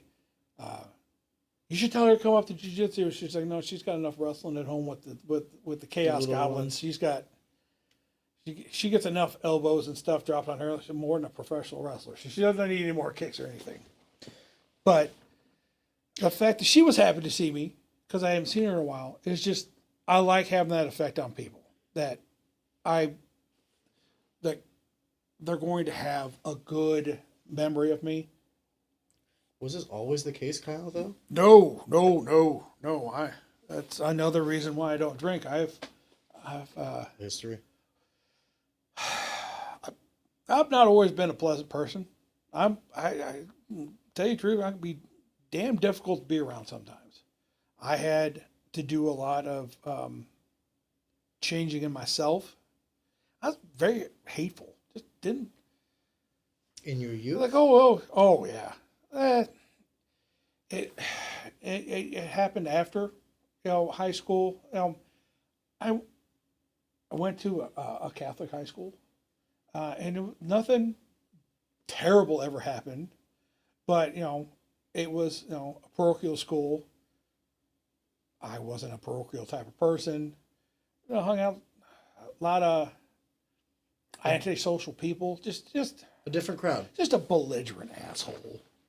He's really just belligerent. But do you chalk it up to like youth and inexperience and youth honestly ignorance? Youth and inexperience, just being. It's good to learn from oneself without taking.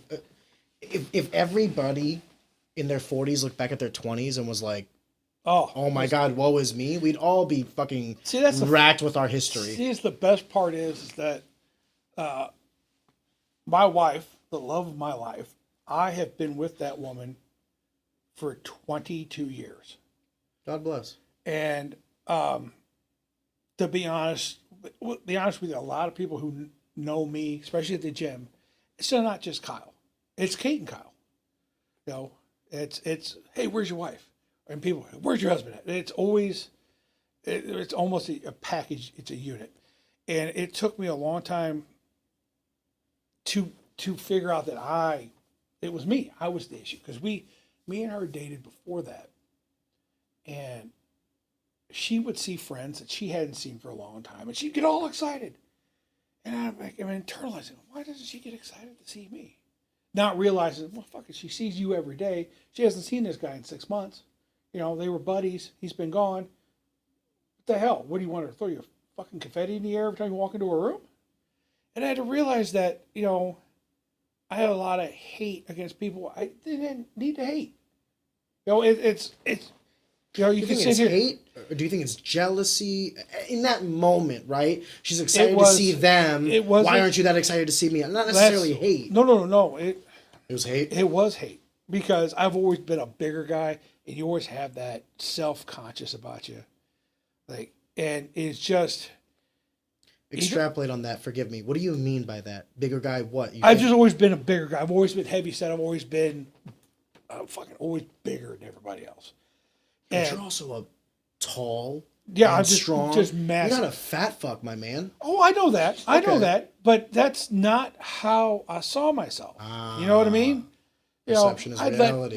You get to the point where you hang on with people, you let people say whatever the fuck they want to you. And I would just fucking bubble. And I finally learned going back to what we were just talking about with life. I learned to just, God, I don't want to use a movie quote. With great power comes great responsibility. No. It's actually the only piece of good advice that came out of Fight Club. Don't talk about it? No, it's whatever truly doesn't matter, just let it slide. And I realized, And that's another thing that came with the jiu-jitsu, because it's with a martial art. Like, I was just bouncing around, just pissy at everybody. Were all these emotions and mentalities before you got into jiu-jitsu? Oh, yes. Yeah. Like, I just, drinking, smoking, just picking fights. You know, like when I bounced, I just step out of line. Oh, it's like, all right, let's see if we can rearrange You were a hammer looking for a nail. Oh, fucking, and everybody was a nail. Even people I loved. Because my first reaction is to say something.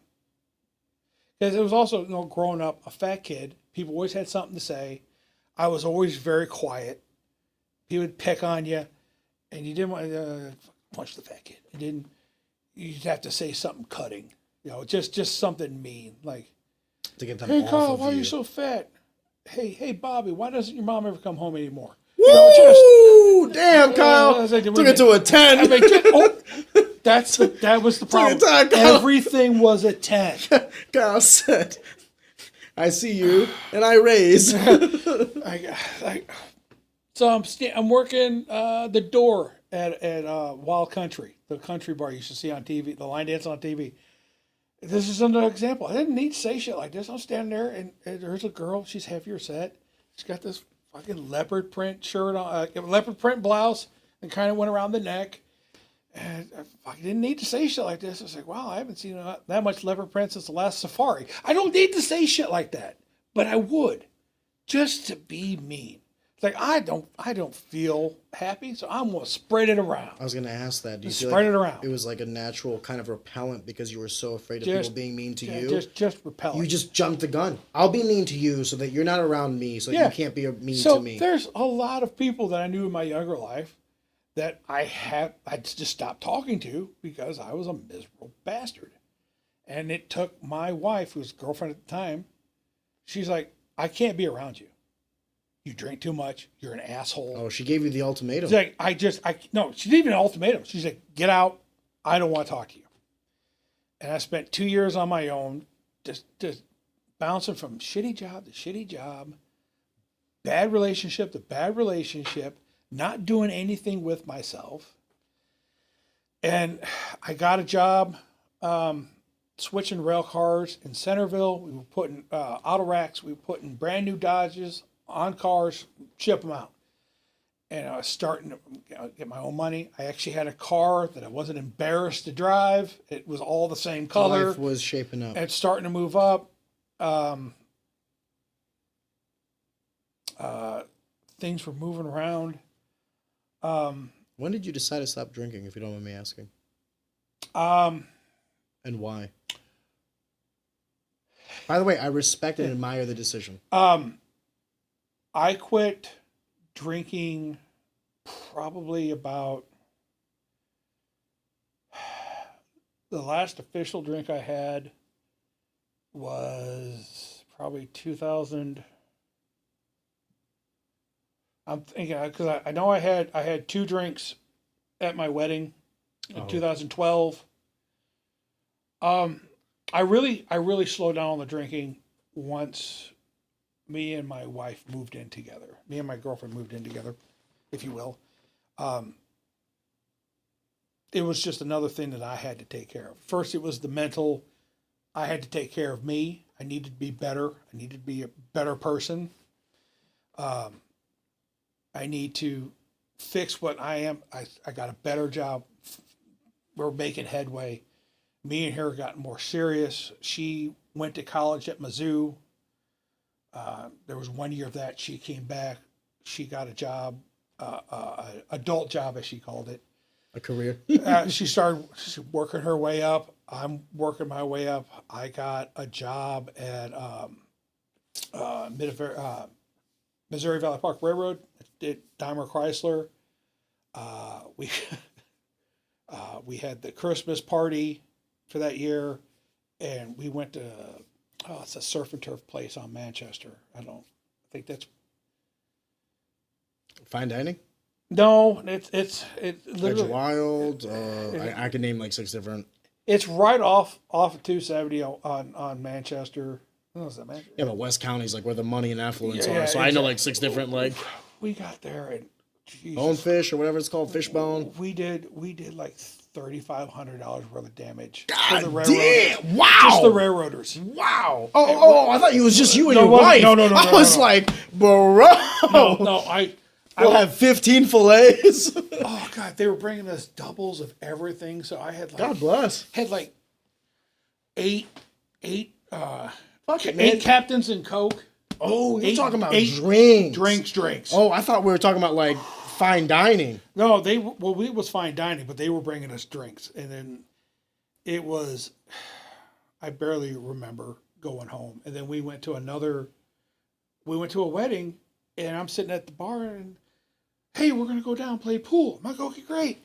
I'm fine. I can drive. Yeah. Oh yeah, we only went through a bottle of Goldschlager, a bottle of Captain, and half a bottle of Seagram's, but it will be fine. There's just 3 of us, 3 bouncers. We get in the car, and everything's doubled. And I told my wife, I've made a mistake. And we got to where we were, and we sat there for 4 hours, and I just pounded water, just enough to get us back home. And I finally decided that if I'm going to be serious, I need to control this. Yeah. Because my tolerances were so high. From abuse. I didn't know. Like, I was fine until I wasn't. And it usually took this fine. I'm so sorry. No. I'm not. Tempted. I'm not an alcoholic. Yeah. But I have alcoholic tendencies when I start. Like, when I get into a bottle, I will claim a bottle and it will be mine. And I don't need it anymore. Now, when we did have a small little break for coffee and bathroom, I may have uncorked the Jameson Black Label, and I may have had it? Oh, I've got a little bottle at home, a 12-year-old Scotch, and I haven't had a drink out of it yet, but I have smelled it multiple times. Can I tell you something that I don't know if I've ever said this on the podcast? I've put rules on myself. You want to know why I have the whiskey on the podcast set? You want to know why we go out almost every podcast episode and all these other things? Because I don't think I have a problem because I'm cognizant of the issues. Is that okay? I want to be careful how I say this. I refuse to drink at home. Why? Because I should be drinking for something. Yeah. Not to dilute life. I had a bad day at work. Tough. Yeah. I'm stressed. Go fuck yourself, Ariane. You're not special. Everybody else is stressed. Mm-hmm. You had a long day and you want a nightcap to help you sleep? Go fuck yourself, Ariane. Yeah. Everybody else is stressed. You're not special. Yeah. When do I drink? On the podcast when I'm having a conversation. Mm-hmm. Afterwards, maybe to lighten the mood and talk about ideas and all these things. If I'm at like a business dinner and the status quo has been set, but there has to be a reason for my drinking. And I know this about myself. I don't have addictive personalities. I've been able to quit anything cold turkey like that, and it's fine. However, I also know this about myself. I like to feel good. Yeah. And if I succumb to this rotation of debauchery and worldly pleasures, that's why I have this. Because it's one of the 7 deadly sins, and that's greed. Mm-hmm. Greed and gluttony are my 2 7 deadly sins. I don't lust after anybody. I envy no man. I'm not a wrathful person, but the things that I have a problem with are greed and gluttony. I do too much because I grew up poor, and because I grew up poor, I overvalue money. But I'm cognizant of it. Yeah. So I don't allow it to get, or I try not to let it get too much. Does that make sense? Oh, no, I understand completely. I'm trying to pinpoint, if you don't mind me asking. You said that there was a moment where your girlfriend at the time, wife now, was like, I'm done with you. Mm-hmm. Was this the epiphanous moment, this separation from her? Unfortunately, that was not. That actually made it worse.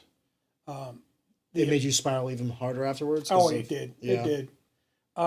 It's really strange. The one moment when I realized that I needed to get my life back on track was 9/11. Now, it's strange. I had bounced the night before. My current girlfriend, who is not my wife, She's sleeping in the same bed as me. Fuck that bitch. We're not going to talk about her. We're not gonna We love the wife. I don't even. Oh no. Who? What? You'll love. Does she even exist? I'll give you a small taste of the hate that my wife had for that woman. But so 9/11 happened. I had worked the night before, hammered. Me and her Bouncing. Okay.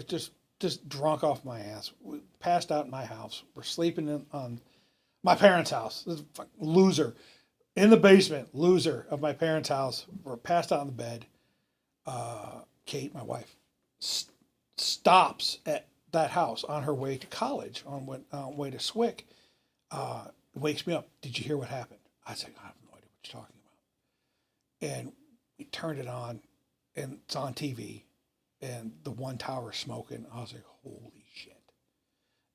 And I slapped the girlfriend. I was like, hey, there's some shit happening in New York. You need to see this. And she's like, I don't care. I just rolled over. Didn't give a fuck.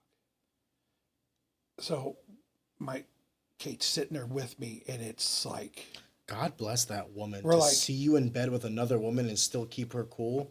well, this is our separation period. Doesn't matter. She still has feelings for you, even if she's not and, going to admit and so we sat there for 2 hours and watched the towers fall. And we're sitting there, and we're like, my God. And we had a bunch of serious talks, and I started talking to her more on the phone than I did my girlfriend. And I'll tell you a funny story off camera, because I can't tell this.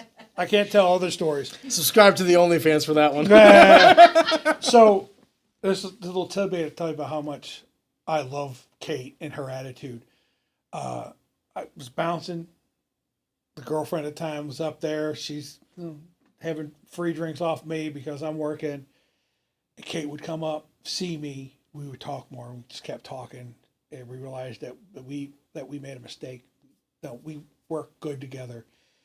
And Gwen Stefani had a clothing line at that time, and she came up almost every time to come see me with this black shirt. It had a big red X painted on the front of it, because that's what my current girlfriend would call her. That's his ex.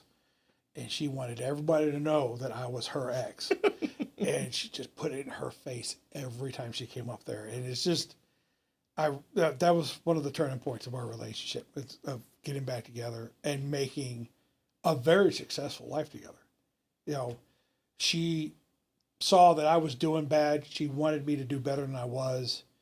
And we realized that together we would do great. And I'll tell you right now, without my wife, a lot of the stuff I do now, I couldn't do without her.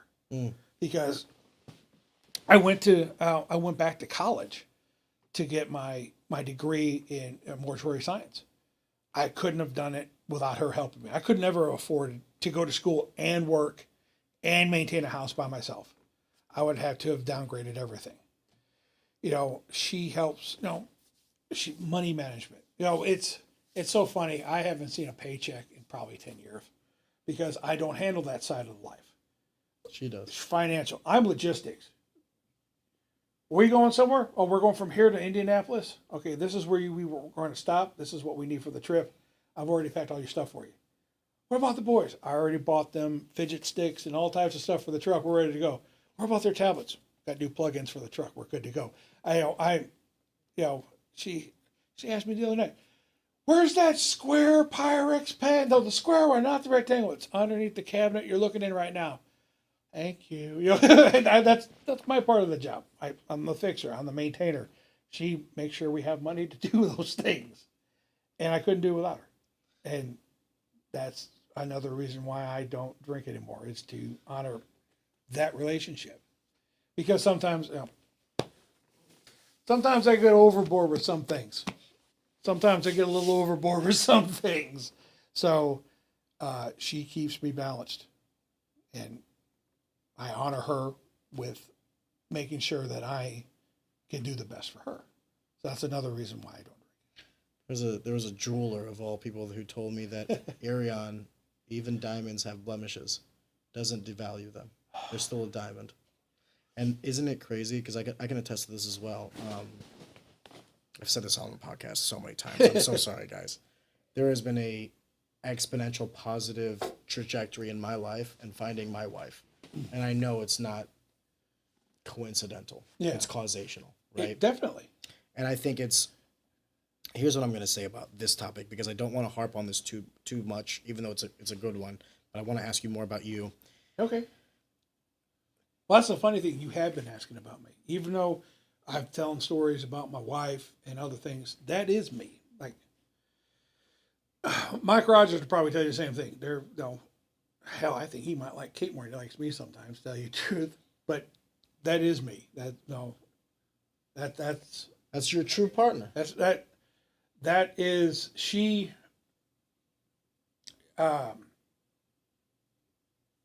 Even if I'm grossly wrong, she will not take somebody else's side publicly. You understand? I could be way out of left field, and somebody said, "What do you think about that?" He's like, "Well, he has his opinion." And then we'll get in the truck. She's like, "What the fuck were you thinking?" But you need somebody in that life, not only to defend you, but also tell you, like, you're wrong, and this is why you're wrong. And I'm like, "You're right." You're right. You're right. And it's not like, "Oh, it's my wife." It's like, "Hey, you were off base, and this is why you were off base." And I was like, "Oh shit, I owe that person a phone call." Okay, forgive me, because I'm gonna have to backtrack a little bit, because there's so many questions I want to ask you. But let me go on this one. Okay. Question. Current, and work our way back.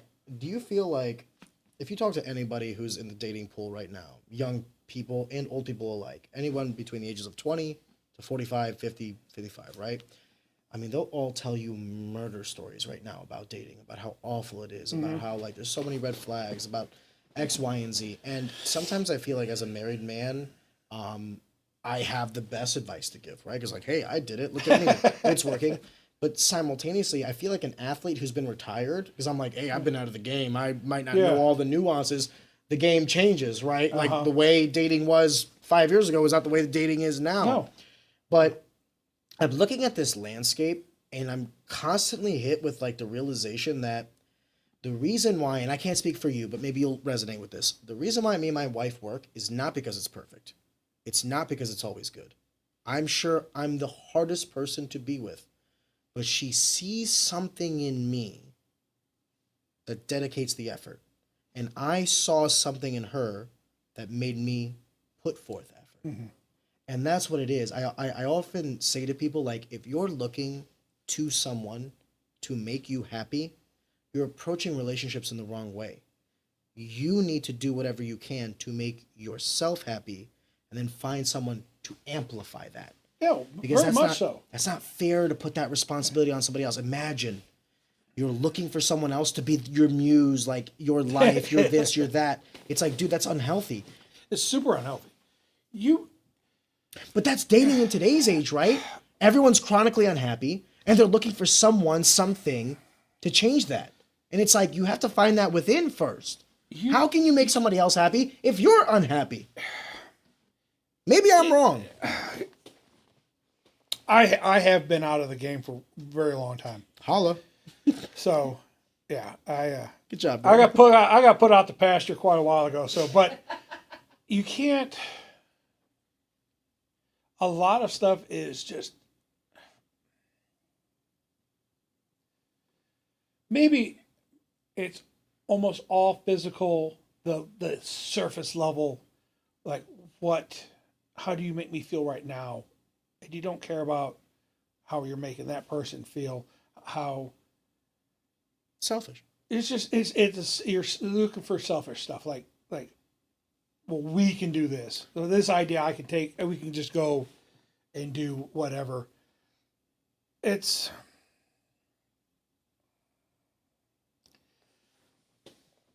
because you have kids. I know that I know this isn't an issue for you, but I have a daughter. You have two sons. Yeah.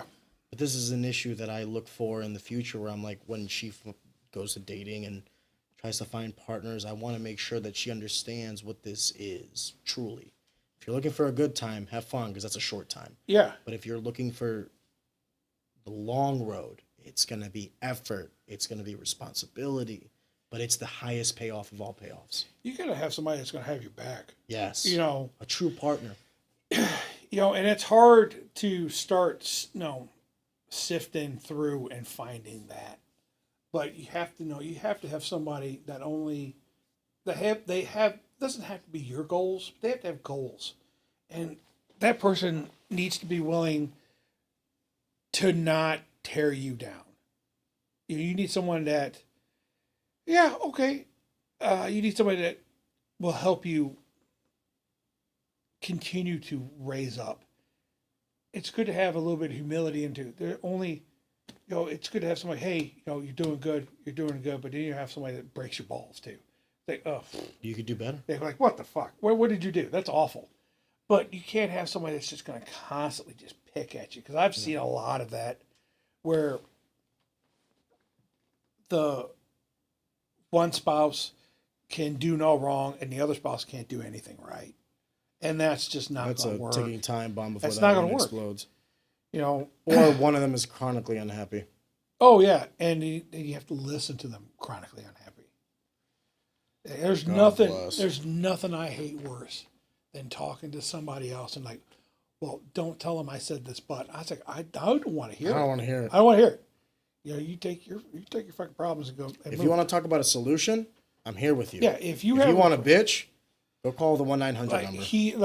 If you want to talk about, hey, I think something's going on. I don't think he's right. I think he's having a problem. I think he's not the same. There's something going on. Okay, I'll help you. That's a solution. But if you want to sit there and bitch, like, hey, he didn't do this or he didn't do that, or God, he just comes home and watches football and doesn't do anything, I'm like, what do you want me to do? Do you want me to come over and tell him he can't watch football? It's his house. It's his TV.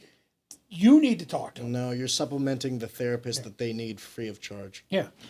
You were discussing briefly earlier that without your wife, without her supporting you, you wouldn't have been able to go back to school for the degree that you got. Yeah. Would you mind, first of all, what was the degree in? And So extrapolate? so I have an associate's degree in mortuary science. Okay. And so in the state of Missouri, we have it's a 2-tier license. You can either be a funeral director or you can be a funeral director and an embalmer. So the one way to become a funeral director is that you get onto a funeral home and you do a 1-year apprenticeship. And you have to have so many cases, which means families you've met and services and whatnot. And then you take the arts part of the national boards. You also take the Missouri law test, and that's it. And then you can be a licensed funeral director. Now, if you want to do both, it's a 2-year associate's program at Forest Park Community College. And it's the only college in Missouri where you can get the funeral science. Are you serious? I'm serious. You can do it online. Warsham up near Chicago has one.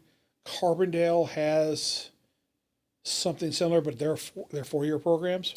For those that don't know or might not be familiar to the St. Louis program, so within St. Louis city and municipalities, I believe there are 4 community colleges: Merrimack, Flow Valley, Forest Park, and I am so sorry to this 4th one.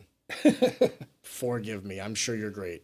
I just can't think of you at the time. However, these 4 community colleges oftentimes get underrepresented in educational perspectives because it's always seen that you need to go from an associate's degree to a bachelor's degree to whatever career it is that you want to go to. Exactly. By the way, I could do a whole podcast on how I truly believe that college is a scam, but that's a different time for a different place. However, if you have... And what I mean by that, forgive me, is a 4-year university where 2 of those years are general educations. That's what I mean. When you're doing an associate's degree in a specific field, I feel less inclined to say this, especially if it's a reduced cost, because it's a community college. When you're at a for-profit university and you're adding curriculum, go fuck yourself. Anyway, forgive me. No, I get it. So you went to Forest Park. I went to Forest Park, and it's like you were saying, it's a 2-year program, and you've got your basics, your biology, your English, your math, and then you've got other things like accounting, and then when you get in the funeral program, the history of funeral directing and embalming. You've got grief management. You've got funeral sales and equipment, stuff like that. Chemistry. You have all these different Suddenly it takes a new light, doesn't it? It's a whole bunch of different things.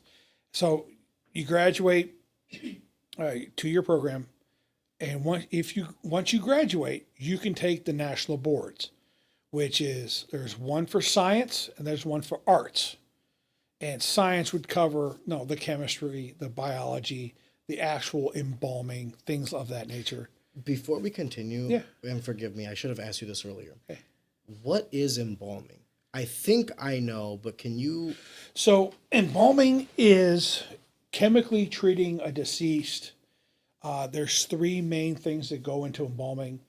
That's sanitation, because formaldehyde is deadly. It is a chemical that can kill bacteria. That's why people complain about it being on like carpets and stuff like that. They use it to kill bugs. So there's sanitation. Then there's one of the big ones is temporary preservation. So if we embalm you, we can keep you with us longer. So if you want the presentation of the corpse. The presentation of the deceased. Forgive me. No, it's fine. The last one we don't do a whole lot of, but it's restoration. We can do a lot more for an embalmed body than we can do for a non-embalmed body. So, like say we have the person that was a week before you caught them. Exactly. So if we have somebody that, say they fell and they don't want to be embalmed, but they do want to see them, we can set the features, which means we close the mouth, we close the eyes, and then we'll deal with if they have a head wound or if they have swelling under their eyes. We can't do a whole lot about that except for cosmetics. We can use, we have a specialized super glue, Arid Alpha, to help seal what we can seal, maybe cover it up with a scarf or a hat. Because there are cases where death could be violent, an accident, this, that, or the other. Yeah. It's not as simple as hospice. It's not always hospice or hospital death or sudden heart attack, car accidents, suicides, murder. There's sometimes it's out of our control. Has there ever been a case, and forgive me for asking this, has there ever been a case where you've had to be like, hey, it's a closed casket? Yes, that does happen.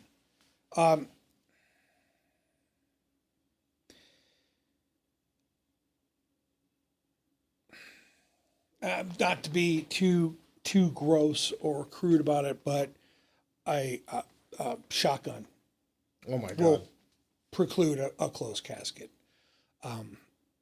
Not being found for a couple days or a couple weeks can happen.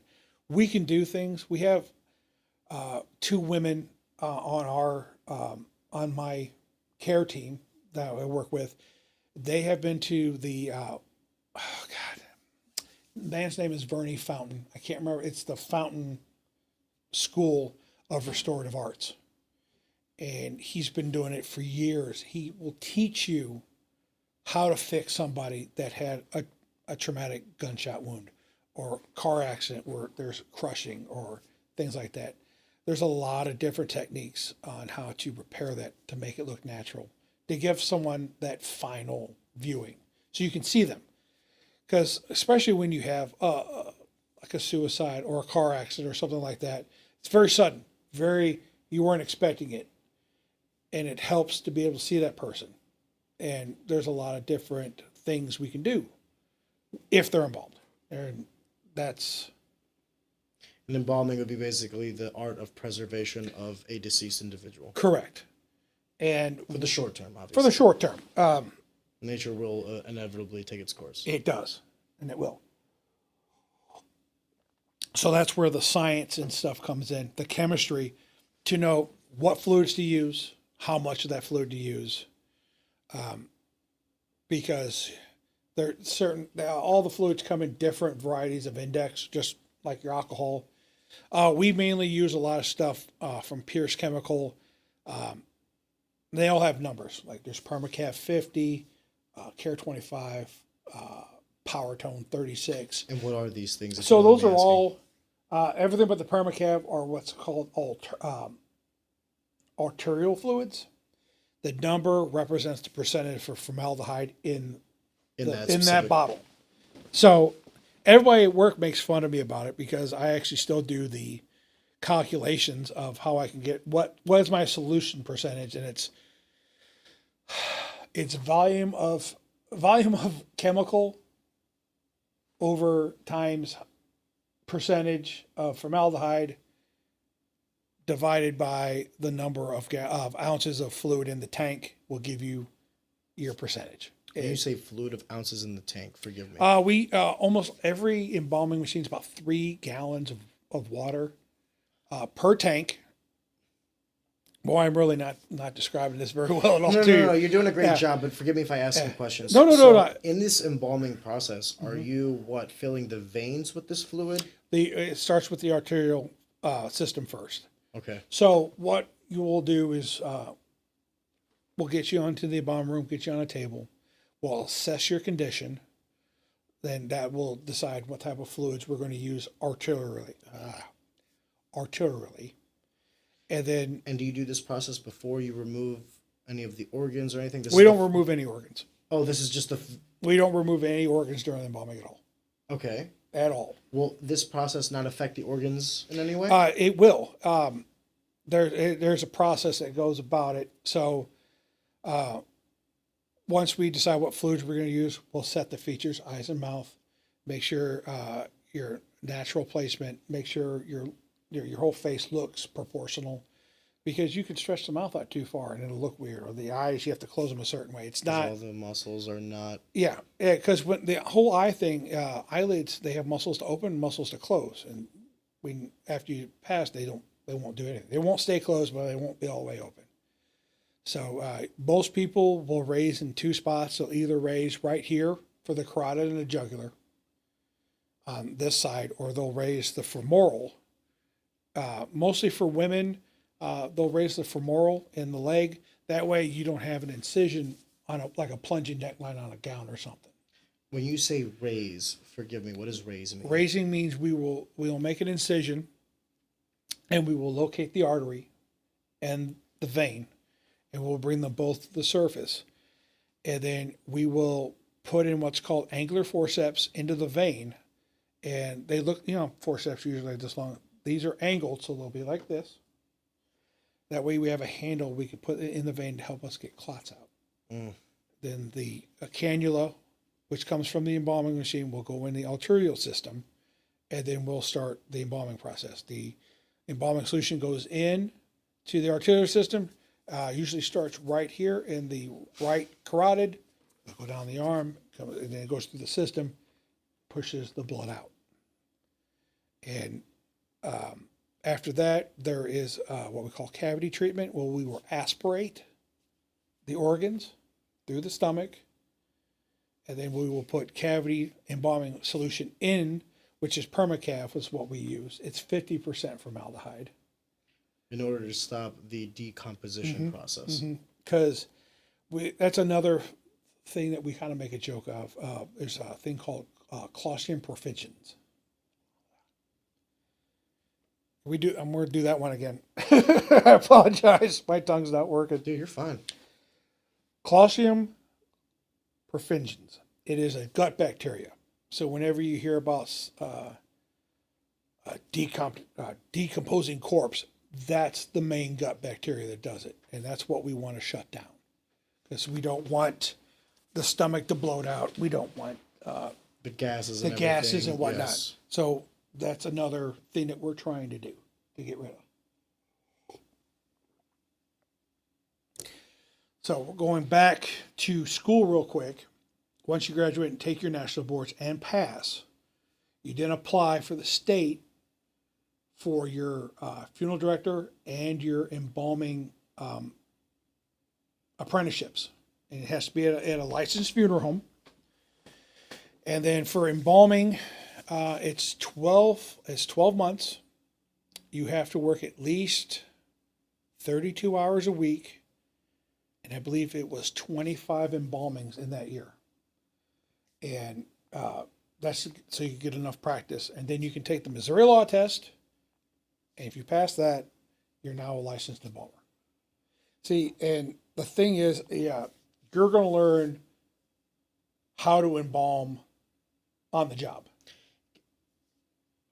Why did you want to increase the breadth of your roles and responsibilities of this? Like, don't get me wrong. Oh, I'm no. glad that this is like the avenue that you chose, right? Yeah. But like, you went from someone who essentially just basically like delivered the deceased to wanting to be more in the process. Can you walk me through? Was it a financial thing? Like, hey, these guys make more money. Was it like, I want to have more responsibility in this process. I want to be more inclined with it. Why did you walk this path? Like, why did you get deeper into it? It was, I wouldn't say it was mostly financial, but I enjoyed what I was doing. The work I was doing, I liked meeting the families. I liked being able to be there for our answers. I liked getting people ready for their services. Because it's not just, oh, we dress them up, put them in a casket, put some makeup on them. Well, no, like for the men, nails were trimmed, and polished, facial hair, beard, mustache. Does it look good? Is it like the pictures? Is it like the family? Nose hair, ear hair, we pluck it. No, it's a better. You're giving the last walk down the catwalk, so to speak. Like, even when I get them dressed, is their A-line good? No. Is their shirt lining up with the fly? Like with you, is your vest lining up? How's your knot? Does it look good? As sometimes they give you a bet. Oh man, we see a lot of '90s ties, and they just don't hold a knot. So you're like trying to make a decent knot out of it. And you just can't. They didn't give you much to work with. And then they got guys like me, and they send a normal tie. So they're like, I got it as long as I could, but it's got this little tail just sticking out of the back. It's important to me. I want you to A-line. I'm going to tie your shoes. I'm going to tie them. I want you to be neat. Because a lot of people are not going to open the foot end of the casket. But if you do, those shoes are on, they're tied. Sometimes you can't do that. It happens. People, they swell, from disease or sickness. So, but if you send them, I'm going to try to get them on. It's not just, oh, I did it. I did it well. They look good. And I can only do so much on that side without going to school. If I want to do more, I need to get my degree. I need to finish my apprenticeship, and I could do more. And I could talk about this. So the standard is 25 embalmings in your 12 months. I did 287. I was going to ask if 25 was a lot. 25 It doesn't seem like a lot, no offense. It's not a lot. Roughly 2 a month. But you have to think about smaller funeral homes. That might not get the same amount of volume. Like Cudis, Bowie, Pittman, and Wentzville, larger communities. But you're thinking about places like... or if you're in the city versus rural. Versus rural, they might do 100 cases a year. Because it's just a small little area, and not everybody wants to be embalmed. So, and then you have to make sure that you're available to be with your preceptor, because for the first 6 months of your embalming apprenticeship, your preceptor has to be in the room with you the entire time. So as soon as you make your first incision until you're washing, they have to be there. And if that guy has to leave, say they get a house call or they get another, or a family's walking in and they want to talk about something, you have to stop everything so he can go and take care of that. You have to walk out of the room. And then the last 6 months, the preceptor only has to be there for the first incision, but they have to be within 30 minutes. So if something does come up, they can go handle it. But if something happens, they can come right back. You know what I mean? So the 25 is kind of low, but there's some cases it's doable. It's some places it's cutting it close. For places that with a higher volume, it's not. So Before we were going to have this conversation, a lot of my questioning was going to lead towards like the psychological toll that this kind of work can take on you, right? Because I looked at it as a sort of price you were paying. Mm-hmm. But after talking with you, it almost seems like an honor you bear. It really is. It really is, because you think about some of the older tribes, the Native Americans or the Vikings, the The way they handled their dead they're was with dead. reverence. Like, yeah, and there was usually one guy that was in charge of making sure everything was followed, the traditions, and the traditions now for modern funeral homes and funerals, if you will, is about what the family picks. If the family wants to have this type of service, then that's what they want. It's our job to make sure that that's followed through. Everywhere from cremation to Both sides. open casket. It's from speaking of open casket, that's one of the biggest rewards we hear a lot of. Like, Really? so mom wanted this type of service. She wanted it embalmed, but we don't. Just the immediate family, just me and my sisters, the daughters. We're gonna look at her, and then we're gonna close the casket for public viewing. And then the family comes in. They've given us pictures. They've told us what nail polish, what lipstick. Then mom wore a little bit of rouge or a lot. That she wanted this particular hairstyle. So those people who were going to close the casket, they come in, and they see mom, and are like, "We want everybody to see her. She looks fantastic. She hasn't looked this good in a couple of years. She's been so sick. I want everyone to see this is how mom used to look." We love getting that email. We'll get that email. Hey, such and such family left the casket open. We're like, yes, that's fantastic. We'll get cards in the mail sometimes from families. Like, you were so gentle with mom when you came to the house. I really thank you for it. Thank you for spending so much time with us at the house. Thank you for answering our questions. We've got a little whiteboard in the back embalming room where we've got cards from families up. We've got some cards we've had, unfortunately, lately.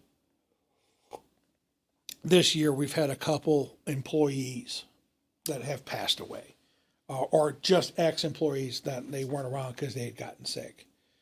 And, you hear from those families who's like, there's no way we're going to go anywhere else. Like, we knew you'd guys take care of them, and it's good to be in that position. That's another thing that really drives me, is that people call me at their worst moments.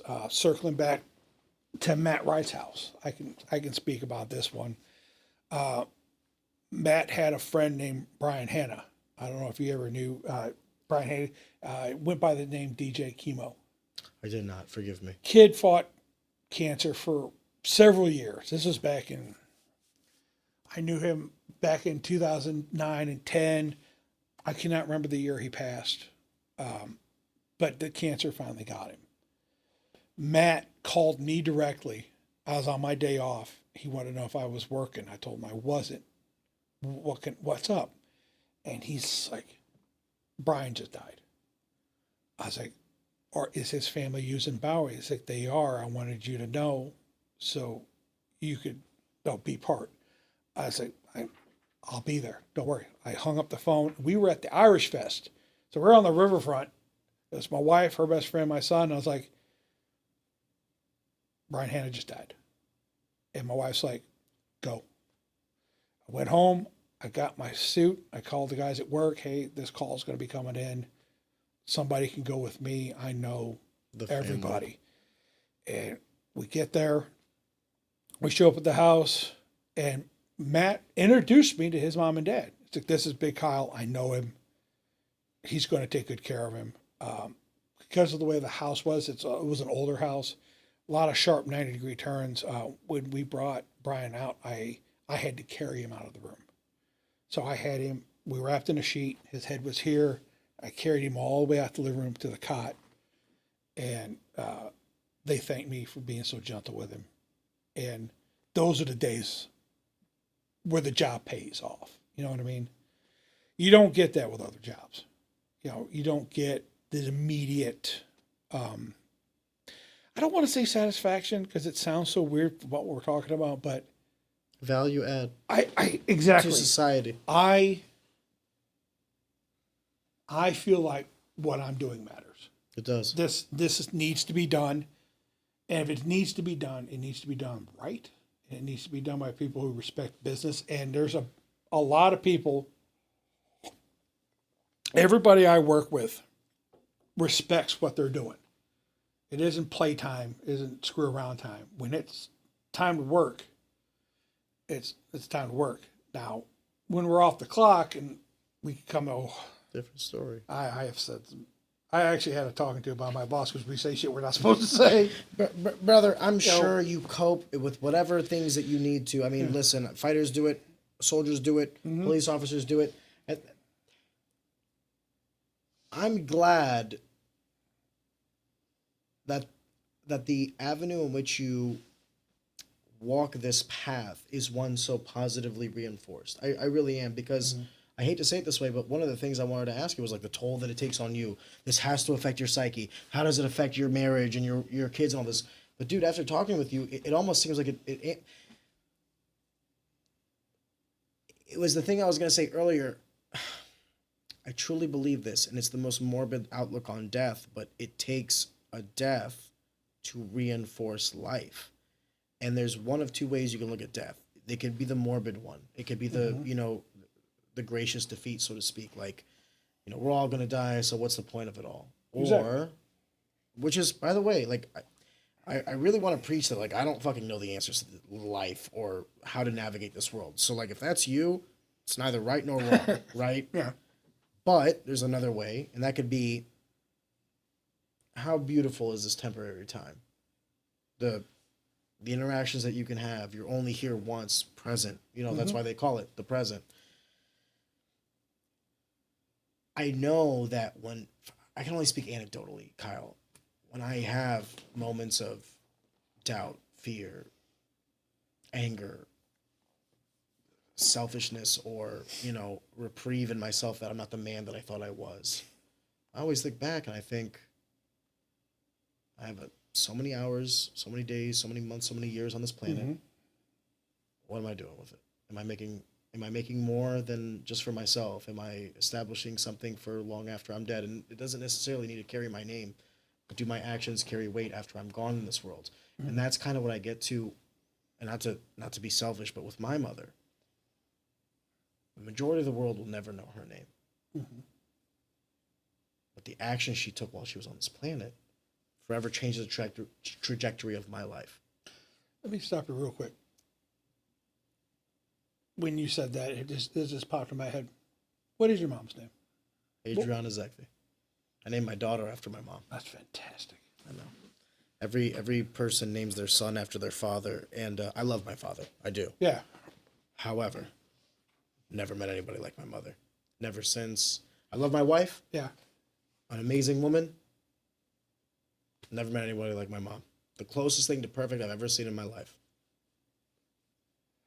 And that's a wonderful thing for you to say right now. That you still have that in you.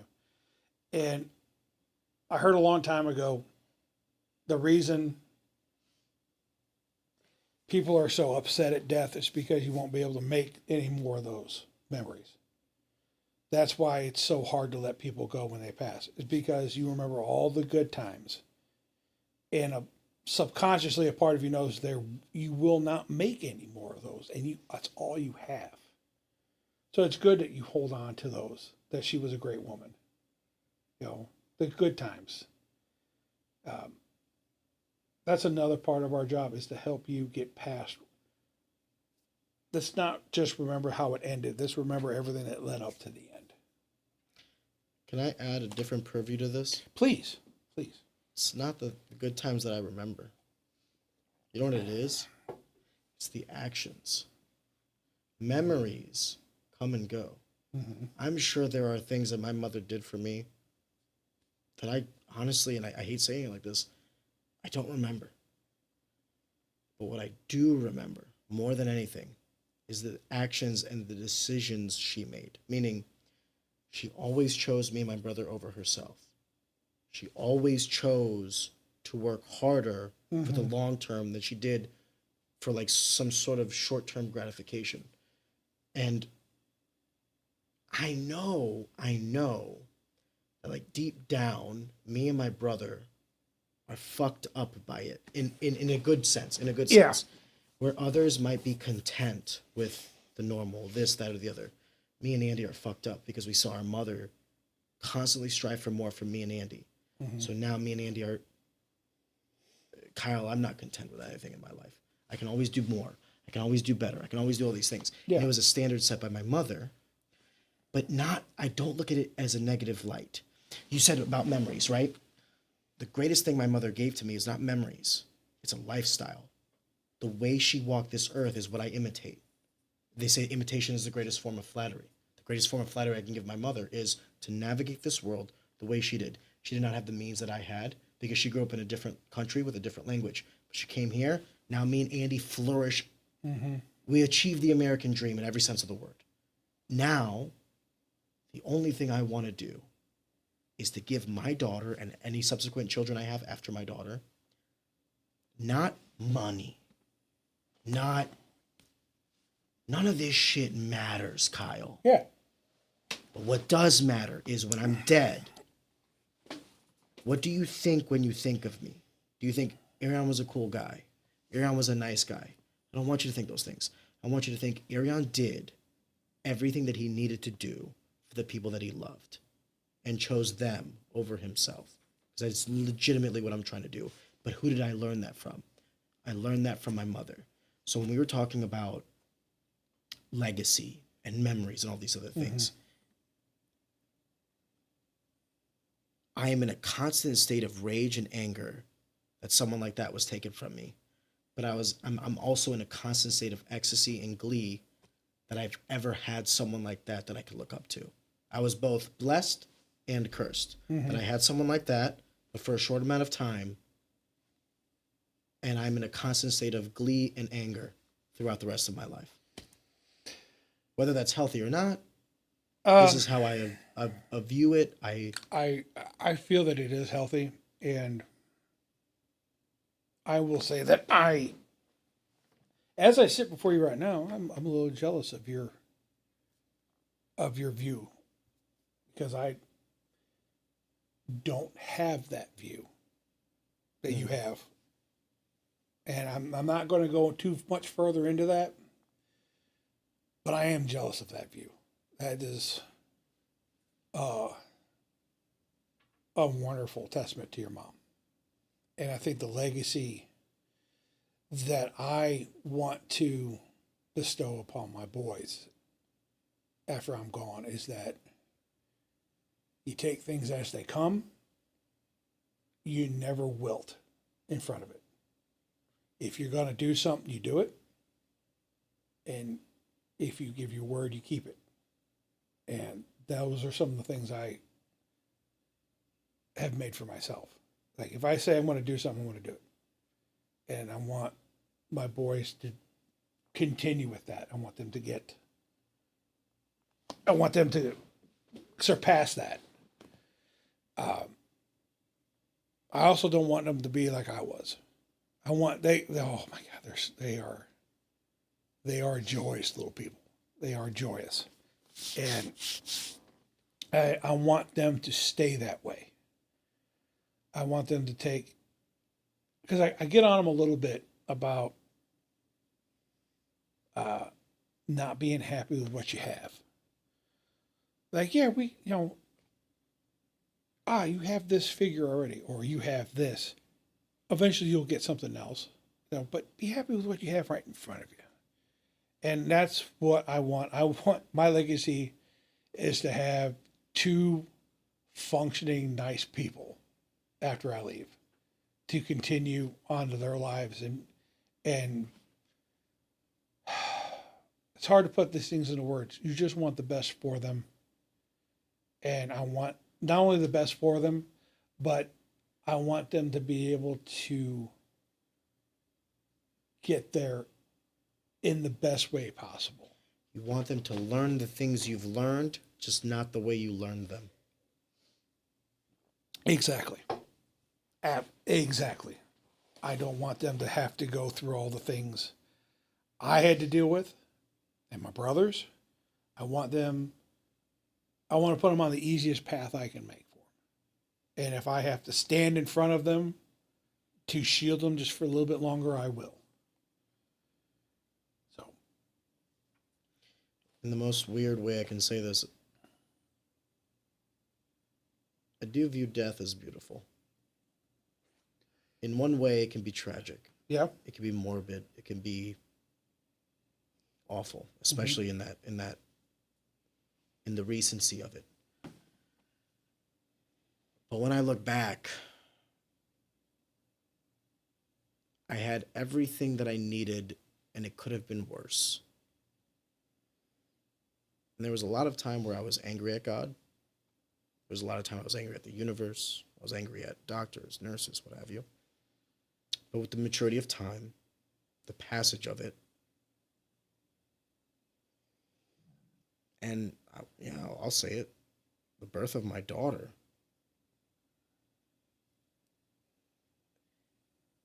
what greater luxury as a parent could you have than to be buried by your kids? It should never be the other way around. So ultimately, we're complaining about a luxury. So what's the alternative? Your father is here talking about how he buried his son, Kyle. Isn't that a more morbid story? Isn't that a worse story? This is in a weird way, Kyle. We were talking earlier about choice, right? Pro-choice versus pro-life. Yeah. And that these family members are culminating together for this unbelievably Trying time of their yes. And would it not be a more merry or more joyous occasion if the roles were reversed and that the kids, instead of being in the ground, were celebrating the life of their parents who they're now buried? And that's, personally, it's the only solace I get. Because I could sit here and say, we could have got more time, we could have got this, we could have got that. The only thing that keeps me sane in my life is saying I could have got less time. I could have not gotten the additional, we could have not caught the cancer. She could have died when I was 8 and not 18. And that's what kind of grounds me. Or else the thoughts come. The thoughts come. I understand completely about the thoughts. Do you think we don't spend enough time talking about these things as a society? Oh, I guarantee we don't. No, we said it at the beginning of this episode that you don't talk to anybody in my profession until you need us. Yeah. And a lot of people are like, oh, we don't want. So many times I've had somebody's like, oh, what do you do for work, Kyle? Oh, I'm a mortician. I'm an embalmer. And they're like, and usually I have to say it a couple times. Oh, like a what? it's like a waved a stinking tuna under their nose. They're, oh, no, they don't want to talk to that guy. And the whole combination sometimes is a little too much of me, especially when we're at the gym. Like, Carlitos loves to do this. Like, we'll be changing, and they're like, oh, my God, look at all your tattoos. And I'm like, oh, yeah. I've just been tattooing myself for the last 20 years. And Carlitos was like, hey, tell him what you do for work. I was like, wait a minute. You're covered in horror movie tattoos. You're 400-pound black belt, and you're a mortician. I was like, yeah. Jesus Christ. I've had so many people just go, Jesus Christ, just buggy-eyed on me because of, like, the combination's too much for some people. Like, that's too much. It's too much. Kyle, you're one of the most beautiful people I've ever known in my life. Well, that's probably the first time I've heard that, but I thank you for it. I appreciate it. I like the way you navigate this world. I like what you do for a living. I like the reverence that you have, and I like the value that you offer to society. I appreciate it. I could tell that from a kid when he was 18 years old. I benefited from 2 individuals that gave me that solace. When you said that you feel like you make a difference, you do. I appreciate it. Thank you very much. Every night, every family, every interaction, over the course of the last 14 years, you've made a difference. More so than more people on this planet. It's not a competition, but it should be recognized. Thank you. Kyle, we've been on for 2.5 hours, brother. I want to say thank you. Of course. Here. Give me a hug. Yeah. Thank you. Of course. Thank you for having me.